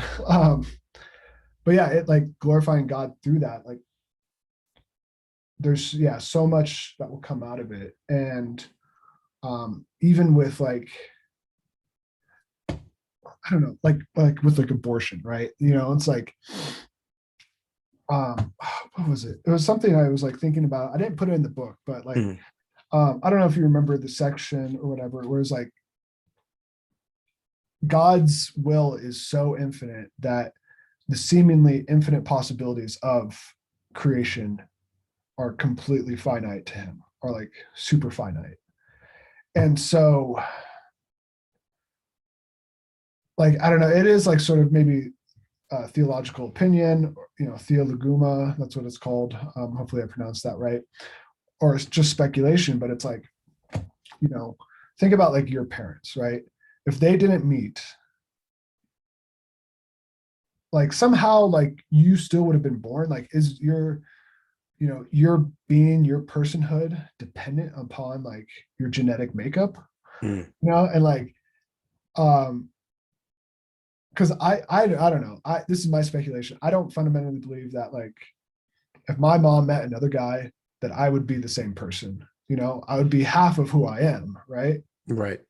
And some other half of that from that father, not from my current father. But it's like this weird thing of like, this is where like I hit the ceiling again. It's like God's providence is so vast and infinite that all these like possibilities and orchestrations and sort of seemingly chaotic pathways and stuff like that happen in life and experience, like it all comes together for his will. Yeah. Yeah. And so, I mean, and as Orthodox Christians, we believe in the body as a fundamental part of the person.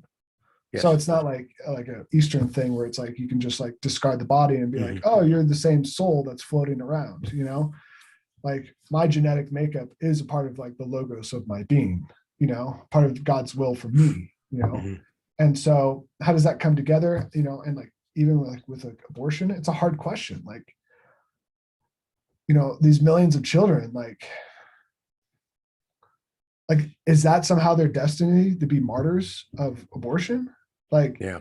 what does that mean? And we have no idea. So this is like Yeah, where we you don't. get into that realm of like speculation where it's like, okay, like there's a line we can't cross, because once we start crossing this line too much, we're going to Yeah. get into some sort of trouble, and Sure. so Sure. you leave that mystery out there, and to tie it back to, I was talking about David Bentley Hart. I Mm. just want to share this quote I love from Father Josiah. Like it was it the Sunday of, like, I don't know, the sermon was about rich man and Lazarus, right? Okay. And like he basically had this like sermon that he talked about hell. And what I loved about it was that he like admitted to the disgust and fear that we have when we hear about hell and damnation, right? And it's like this idea, it's like, yes, it is supposed to freak you out so much to where you don't want to believe in it, to where you grapple with the possibility, like grapple with like, the love of God, right? It's like, oh God, don't you love everybody? Like, et cetera, et cetera. It's like, yeah, that's how intense this is. And that fear and that, not disgust, but yeah, it's like, that disdain for that idea like testifies to like how serious this is. You know, where like you can't, it's so difficult to hold that you really like, you kind of have to put it away and focus on the love of God, love of Christ, because I don't know, it's wild. Yeah, because And a that's lot what of I love. atheists and a lot of people who deride Christianity will say, like, how, if your God loves you, how could he send you to hell? Like, he's got a terrible place for you. Right. And that is something I always grapple with, but I don't remember exactly who said it. I'm terrible with these kinds of quotes, but somebody said, hell is a door that's locked from the inside. Oh yeah, C.S. Lewis. Was that C.S. Lewis? Yeah. Yeah. And it made a lot of sense to me, because God doesn't send you to hell. You send yourself to hell. And hell isn't so much like a place that you go, like you go there because you hate God. Like you don't want to be near God. Like someone said, something I read, that liturgy happens in heaven. And if you don't like liturgy, you're not going to like heaven. You're not going to want to be in heaven if you don't like these things. So you go away, like it's eternal expansion towards God or eternal expansion away from God. And it's like a matter of who you are, and you're experiencing it right now. Like we can experience heaven right now while we're alive, and we can experience hell right now we're alive. And I certainly experienced hell for many years, so I know it's real. Absolutely. So the opposite must be true. And I am such a happier and better person these days, like happier with myself, calmer, much better put together. My life is so much better. It's almost like I don't even recognize the person I used to be. When I think about my past, it's almost like thinking about a movie or like someone else's life. Is how different it is. And it's something I really want to express to other people, especially people who are on the fence, is like, it can be a completely life-changing experience if you allow it to be. Yeah, and you definitely have to like hold on to it too, Yeah, well, that's where faith comes in, right? Like, because all the time I'm like, I don't know, is this all, like, what is this? Like, am I really, like, how much of my life am I dedicating to all of this stuff? What if it's just, what if I'm a fool? But then you got to be like, well, no, that's not healthy. That's not a healthy way of looking at it. Let's step back. Let's take a minute. Remember, faith is important. Because like, sometimes when you hear some of the stories that get told, like we talked about St. Mary earlier, levitating, like, part of me, like, I feel it. I feel like the kind of like aversion to something like that. Like I'm, because it's so fantastic, like it's so fantastic that, I feel that cynical modern person in me, 100%. Yeah. But I want to believe, like I want to believe that it's real, because everything else has proved itself to me to be so real. Like, especially, Orthodoxy is so rich in its symbolic communication that you just see like these repeated patterns of Christ all throughout the Old Testament, all into the New Testament. Then you see him in the liturgy, you see him in the prayers, you see all these patterns. It can't just be some happenstance, it can't be, Same with, we were talking earlier about math, like how math isn't material. And, you can't show somebody 7. You can show someone the marking that denotes 7, or you can show 7 of something, but you can't show 7. And 7 exists in a realm that is not immediately touchable or accessible. So what else exists there? Right. Yeah. Yeah. Yeah. Like, I think that's like one of the things, like, obviously, like I get that too. It's where it's like, is this real? Like that faith, like holding on, and that's, where logos comes in, I guess, bring it back around. Like, yeah, like that's what it is. And like, I'll look outside at the mountains or something like that. And it's like, reality is fallen, right? But like, there is, like, by nature, just by the fact that this is our, like, this is sort of, I don't want to say only reality, but it's like, this is the really the best way that God made things. Like God said everything was good when he made it, right? So what does that mean? That means that like, this is what he wanted, and this is the reality that we get. And there is, for us who already know like the special revelation, the revelation of Jesus Christ, that's the first revelation. Then the second revelation comes in with the natural revelation, right? You know, like natural revelation, the church fathers and apologists will all tell you that natural revelation only gives us a sense of like a God and divinity and totality and all that stuff, but it doesn't like tell us more than that. So that's where Christ comes in, right?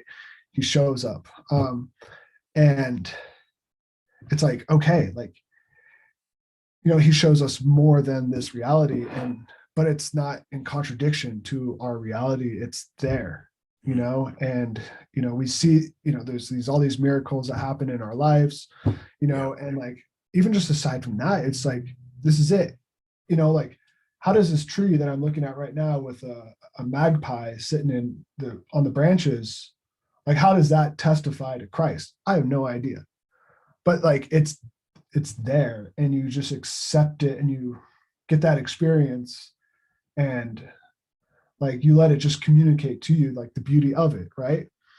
And Christ is seen in that, and you can't pinpoint it, but he's there, you know.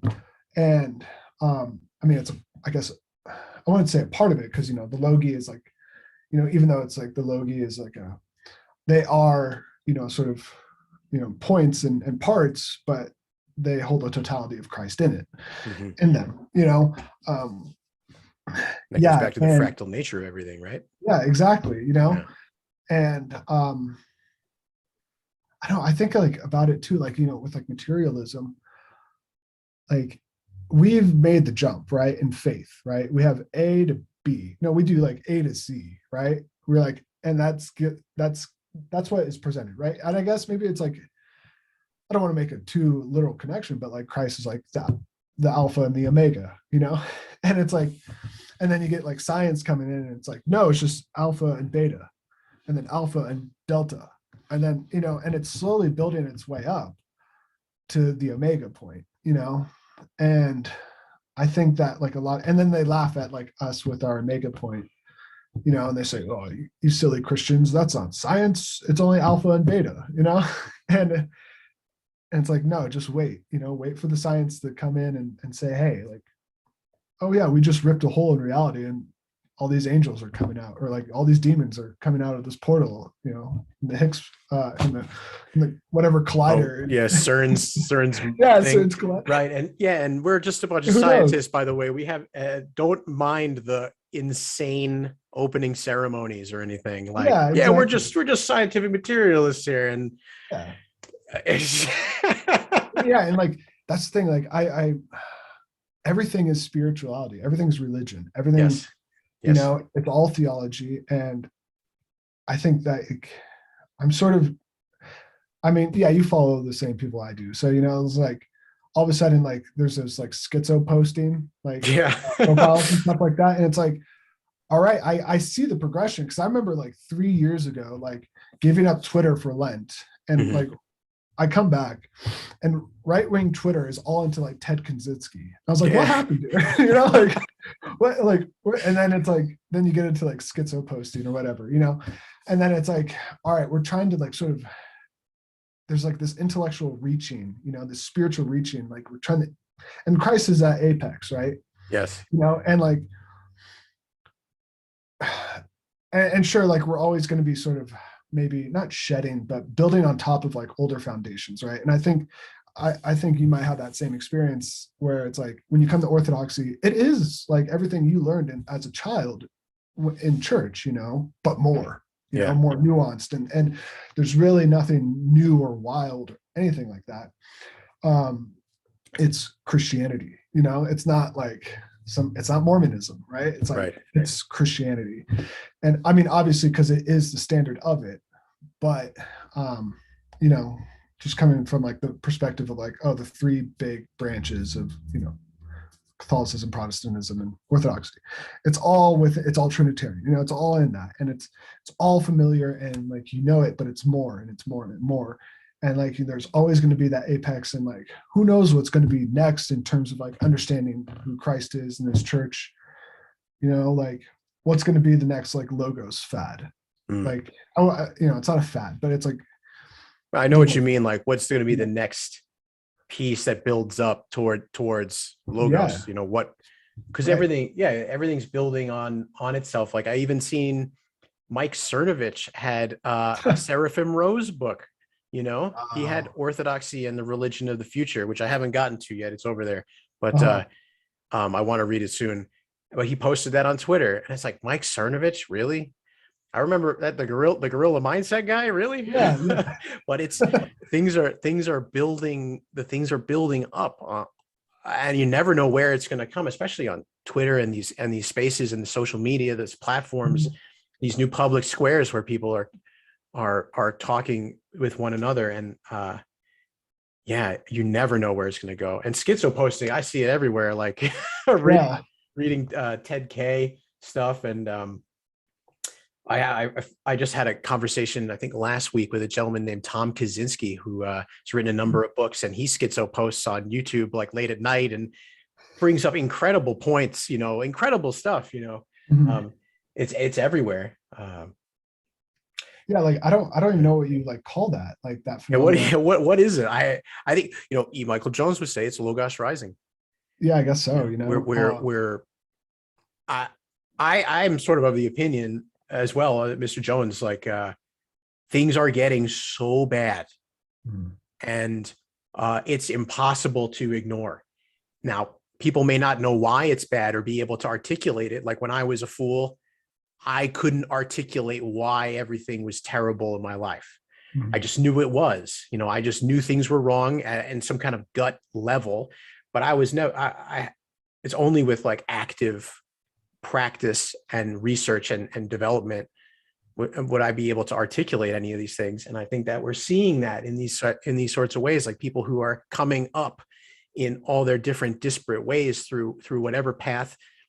Everyone has their own path, but they're all pointing to Christ, like we've been talking about, and we're seeing it hit other people's consciousnesses too. And that's how you get like why everyone was into Ted K for a while, why everyone's into this for a bit, like why these things happen is because they're like memes. They like speak to some truth that everybody's feeling, and it just articulates it the right way.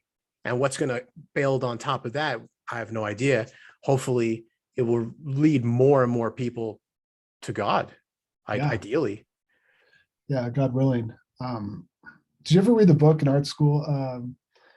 What's his name? Kandinsky's, was it The Spiritual and Art or something like that? Remember that? I think so. That sounds kind of familiar.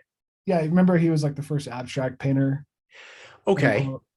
Anyway, he talks about like the artist as being like sort of like on the tip of the arrow of like culture and everything. Yeah. And everything like trickles down from that. Yeah. I think that resonated with me with like a long time ago, and I think that's one of the reasons why I'm like in these spaces. It's because I'm like trying to. There's like this tip of the arrow like mentality of like, okay, like progressing further in or further up of like reacting to society, what's going on, and just how do we understand it, what's going on with us, where are we at now, and like in the future and stuff. And maybe it's the artist personality type, it's just who we are. We can't help but be the way we are. You went, I don't know how you went from Cal Arts, or I'm sorry, was it Art Center? Art Center. How did you go from Art Center to seminary? We got to get into that. I'm really interested, but I'm just an artist. I just draw pictures, man. Like I just draw pictures for a living. Like that's just who I am. Like why do I see these things? Like why can I see this stuff and articulate it, and people who are far smarter than me seem to be completely blind to it, like why I don't get it at all. It blows my mind. Like I'm not anybody's I'm not smart. I'm not a smart guy. I'm just I'm but I can see it, and other people who are way brilliant can't. And I mean, I'm sure it has a lot to do with, the indoctrination of the academic process. Like the more degrees after your name, the longer you've just been steeped in, the BS. I never paid attention. I was always drawing on the back of my tests and getting marked down for it, and being told by, like, my father was a high school teacher himself, so like listen to your teachers and got to have those good grades. But I wanted nothing to do with it. I was so out of it. I just wanted to draw and paint and live Yeah. my life. Yeah, there's that breakthrough from like the structure of society that's like important. And like, I don't know, I've always felt like, man, I kind of wish I could be a normie, like there's a weird like peace in that ignorance, that's like, but I can't, because it's like you see what's up, and once you see it, you can't. Yeah, I don't think, unless you get hit in the head, I don't think there's ever any going back. Like I don't think it's happening. Right. Yeah. And I don't know. Like, I guess it's like one of those things where you kind of have to just, how do you, I'm thinking about like what you're saying with Cernovich, like with Seraphim Rose, like a part of me is like, yes. And a part of me is like, no. Yeah, it could be right. Like it could be rough. Right. Like, oh man, imagine like Cernovich just like getting all Orthodox and posting Orthodox things. Well, I mean, like, with that too, that means he will move on from his, I guess, is he a neocon? Like not really, but he has like those. I think he may have had neocon sensibilities at some point, but he's one of those characters that I think will say and believe kind of what he needs to move up in his career. Like that's kind of like he was kind of like on a number of different trains. And I even read the Guerrilla Mindset book, and I liked it. I read it a long time ago. It was very simple, and it hit on a number of really interesting fads at the time. And he talked about how like his first jump into online marketing, Twitter, that sort of thing, was juicing. He saw that he saw that things were going towards that direction. He jumped on to internet affiliate marketing. He got into the juicing thing, the Amazon links, the book about it, and all these things. And then even in Guerrilla Mindset, he said that he saw things going a different way. So he pivoted and started going on the different direction. Like the Guerrilla Mindset is like self-improvement, because this is like 2012, 2011, maybe, where the internet started being about self-improvement. It started being about keto diets and raising your testosterone. And, fortunately for me, I was on the path with like all of this weird stuff going up, because that's just, I was working late at night. I was working all the time on these machines. So I was just listening to podcasts and devouring it. But yeah, he seems like the kind of character who he can tell which way the wind is blowing. And I think he like turns his sail and goes that way. And it was really interesting to see him post a Seraphim Rose book, because, we can only hope that it would have a real effect on him, and it wouldn't just be like some superficial change of direction, Right. Maybe that's a good sign then. It's like, okay, if the wind is really blowing this much and he's catching that. I think a lot of people are saying that they have noticed a huge influx in catechumen in their parishes. Like it makes sense to me as a person who's joined Orthodoxy. Like, where else are you going to go? Where are you going to go? You can't turn away from this mess. Like, like living in this life and seeing all these problems that are going on everywhere outside my door. There's no safe haven for any of it. How do you get away from all of this stuff? And it just seems like the Protestant church is, it is what it is. Catholicism has, the Pope, just, the Pope, like, what you can't even argue that. Like, look at him, look what he's doing. So you can't go there if you have these sensibilities, or you have to just lie to yourself about things. You have like cognitive dissonance constantly, which doesn't sound good. So where do you go? You go to the true church that hasn't changed, Yeah. And like, on that note, it's like, that question still, I guess the question changes to like, what do you do? what do we do now? Right. Right. And it's like, man, like, I talk about this with like my buddies at church, we're all on the same wavelength. And it's like we're the religion of Christ, not the religion of Barabbas. It's like Barabbas was the revolutionary, Right. Judas was a revolutionary. Right. And, that's what like the Jews at the time wanted, was a revolutionary. And like E. Michael Jones, right? The path of the cross or the path of revolution, right? Right. We take the path of the cross. And I want to quickly show for a buddy of mine at church, John Jay. He's writing his own book, and I'm reading it right now. I want to actually have him publish with us. But he's in our currents, and like the book's called Fed Book. I love the right. title. Yeah. I was joking with him. I was like, "You're not going to be the Orthodox Timothy McVeigh, are you?"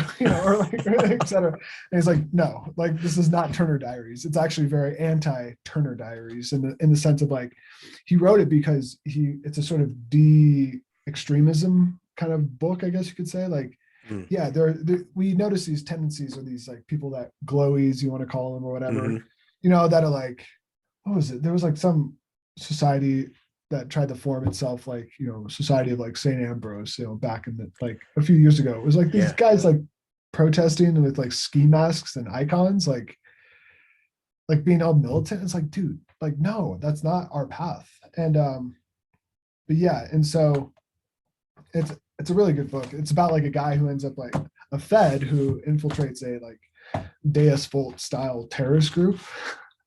And I'm excited to he's writing a second part to it, but I want to get him on board. And I mean, it's going to be a little controversial, I guess, because it's like, I mean, it's not explicitly, it's definitely like 18 and older kind of like of a book. And right. It's not, there's like all these like nice little Easter eggs that are like these Christian Easter eggs throughout, and very smart guy, like very well read. And so there's a lot of like cool little things, but yeah, so it's like, we have these like, what do we do now, right? Are we going to be boogaloos? Are we going to pray? And it's like, we have to sort of pray, and like, I remember like listening to like some Jay Dyer stuff. And it's like, people would ask him like, with like super chats and stuff like that, like, what do we do? And, at the end, it's like, well, you just got to go to church, like that's the only answer. And it's a hard thing. And like, when there's a calling for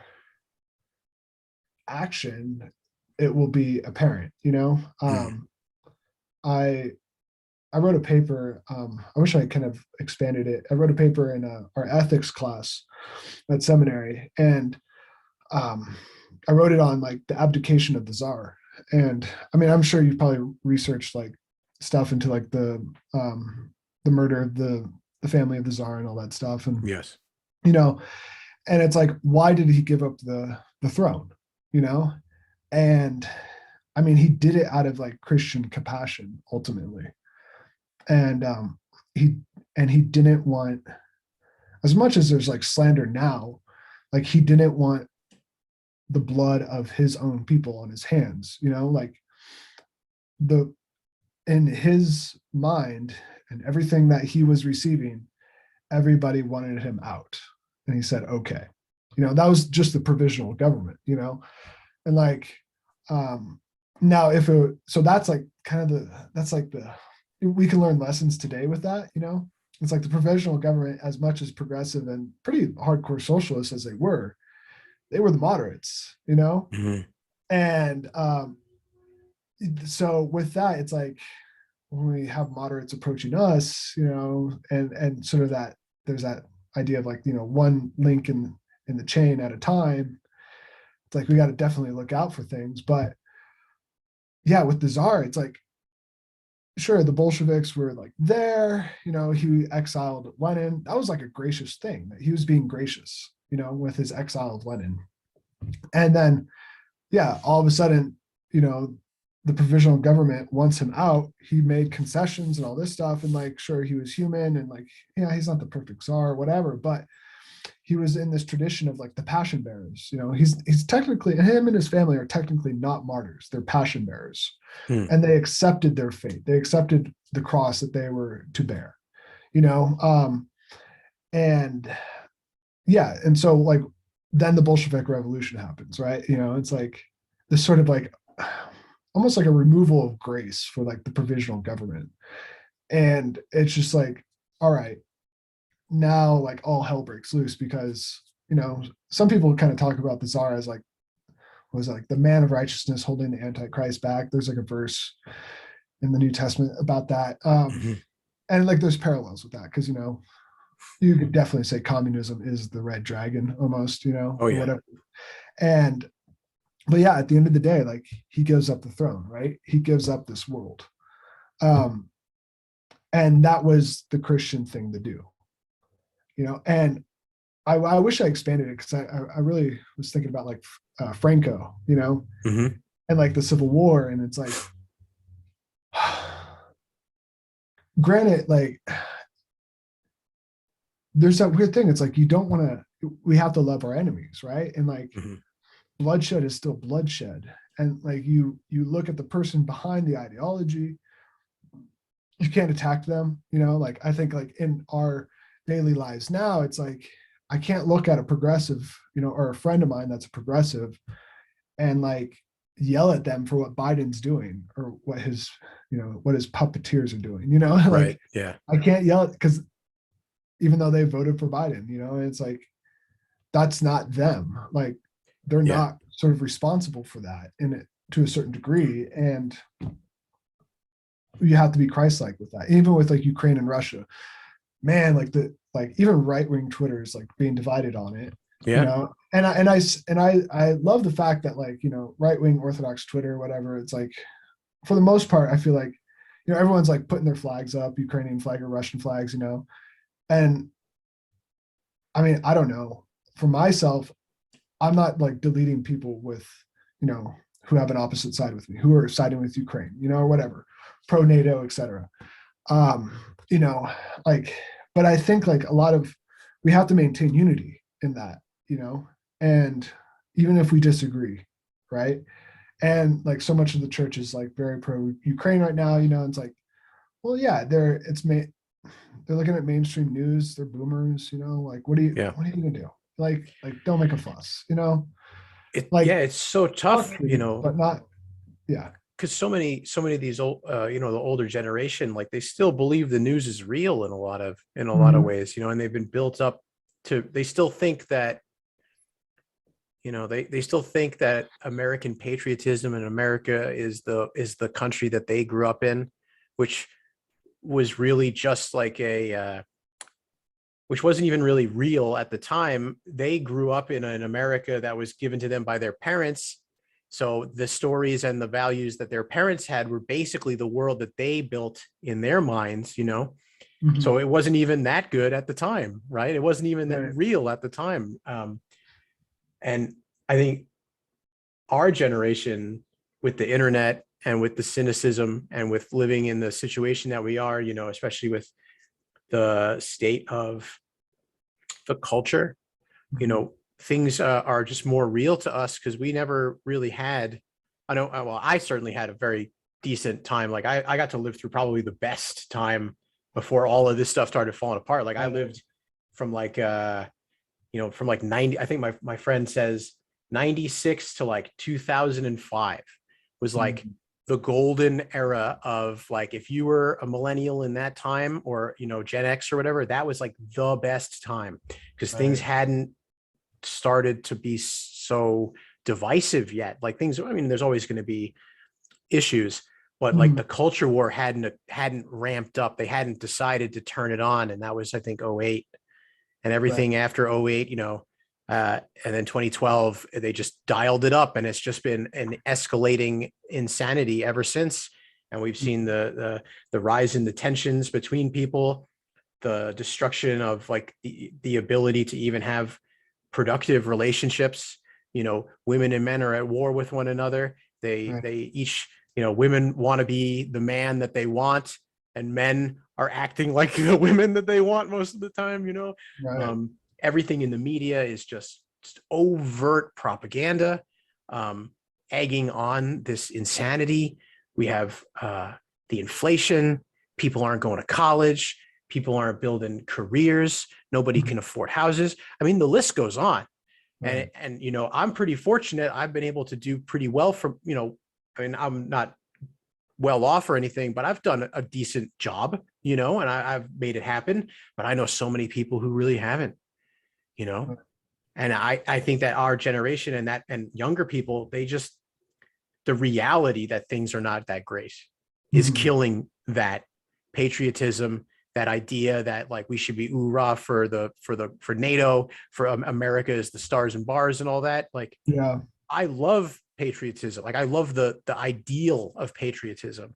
I Mhm. love the idea of America in some ways, but I can't help but see the reality of what it Right. is, you know?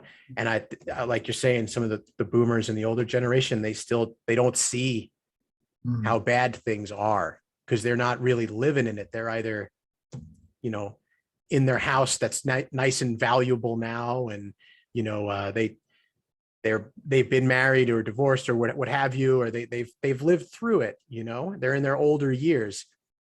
Everything is kind of looking back for them, whereas people who are looking towards the future or living in the now, depending on your age group, Mhm. you just can't, you know, like the lies don't work as well when things are like when you are not doing well. Yeah, totally. Yeah. Yeah. And that's where we just got to hold fast to Christ. I mean, Yeah. it sounds trite, but like, that's it. That's all we can do, you know? Yeah. And yeah. Well, sir, I've had you for about 2 hours, and I want to be Yeah. respectful of your time, but that was a fantastic conversation. Yeah. I Um, loved it. It was yeah, good. this was excellent. I hope that I see the Fed book up on Fish and Vine Publishing soon. Yeah. Um, Hopefully.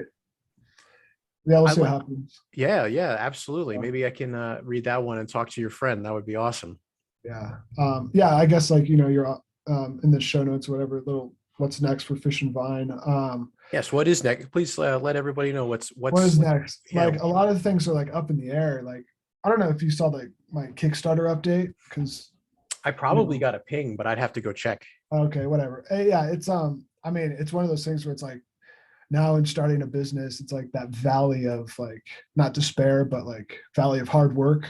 Hmm. Like all like the butterflies are gone, you know, like it's like okay, like I have to like fill out these like reports, you know, for like the state by April, you know, and like, you know, figure out taxes and all that stuff and get everything together. And so yeah, I'm collecting authors, and I'm looking into maybe, I don't know, maybe trying to do some like, I have like an author or translator that will, he has he's done some like patristic translations that we're going to work together.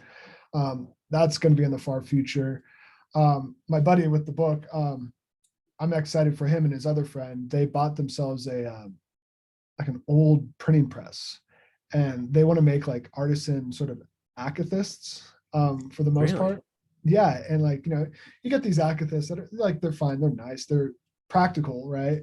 But it's just like this, like, you know, fake paper and stuff, and it's like, no, like, what if you had an akathist that's like one of those like really nice prayer books, you know? Yeah. And so that's what they're kind of like working on and thinking about. And let's see what else. Yeah, I started like venturing into like other like channels of like, you know, I don't know, marketing, advertising, like publishing, like with the Agape Coffee Hour, right? I don't know if you've listened to that at all. Like, I have listened to pieces of it. okay, I mean, it's really just like a banter Sure. podcast, you Yeah. know, and something to fill the space. Kind of like almost like it's not very hesychastic, you know, in that sense. You know, it's like, all right, let's just get like church gossip and politics and stuff, like, you know, rattling through our brains instead of praying. No. But yeah, like I figured it would be fun to just like have a podcast where it's just like we just kind of have fun. You know, Mhm. everyone's very informative and educational, and you know, I think that's a thing too, where it's like where I'm like, okay, looking at the podcast, it's been like 5 episodes now or 6, and it's like, what kind of value are we bringing to the person that's listening to it? Like, I mean, the numbers are pretty low, so I'm like, okay, are we bringing anything of real value? Should I like get into other like types of podcasting? Like, I'm thinking about actually making some more serious podcasts, um, something more educational, because yeah, people want to learn. Like, I think that's, I mean, I don't want to be negative about information, but like we are sort of addicted to information, which I think is a good addiction for the most part. I don't know, I can't really pinpoint like negative side effects to that, except maybe like lack of critical thinking or something, like a discernment and discretion of information. But like you can have that when like you're being presented with it. But yeah, so I don't know, thinking about maybe doing something like that. For Gender and the Soul, we're going to be doing a ebook. We're going to get into that because we have one of the business sides of e-commerce and books and all that stuff is like international shipping, which is like horrendous. Yeah.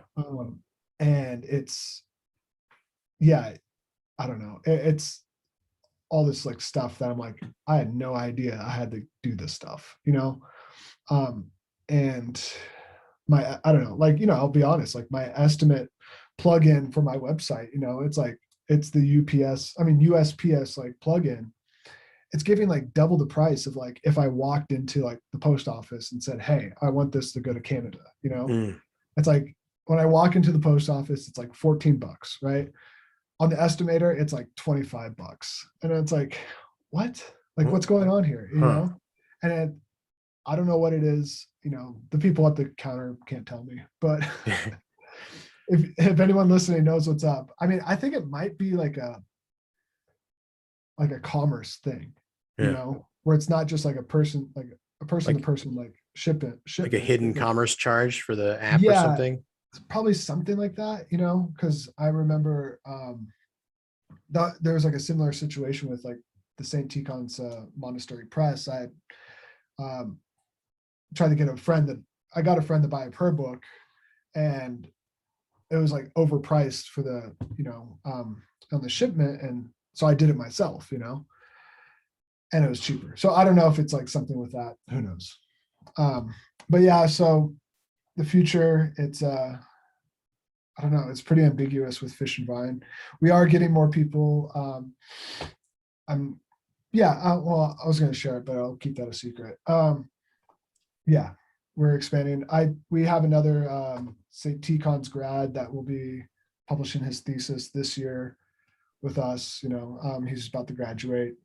What is that? That's a St. Maximus book on, I think, like looking at the virtues that St. Maximus talks about. I have to check in with him.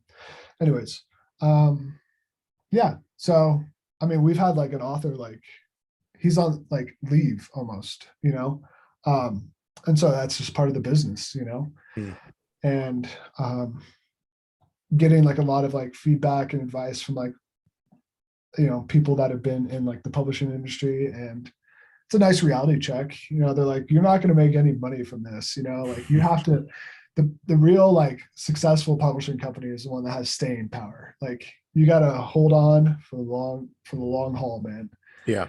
And so that's what I'm trying to do. Yeah.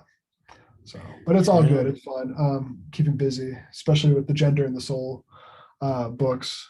Like I like for the past month, it's just been like, yeah, get home from work, process orders, next morning, drop them off, and repeat.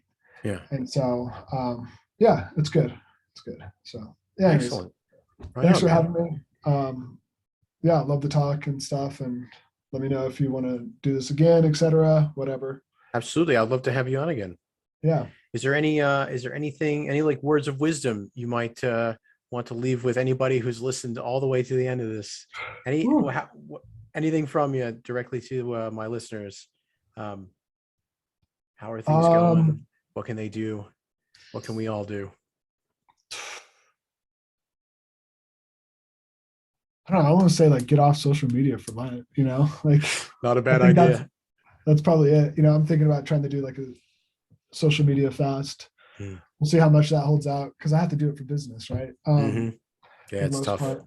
And yeah, try to just focus. The every year Lent gets faster. I will say that. It gets faster and it becomes more bearable. And it's like by the time you hit, I think St. Mary of Egypt Sunday is the middle of Lent. And that's only like 3 weeks away. Yeah, that sounds about right. Because it's Yeah, cheese fair this week.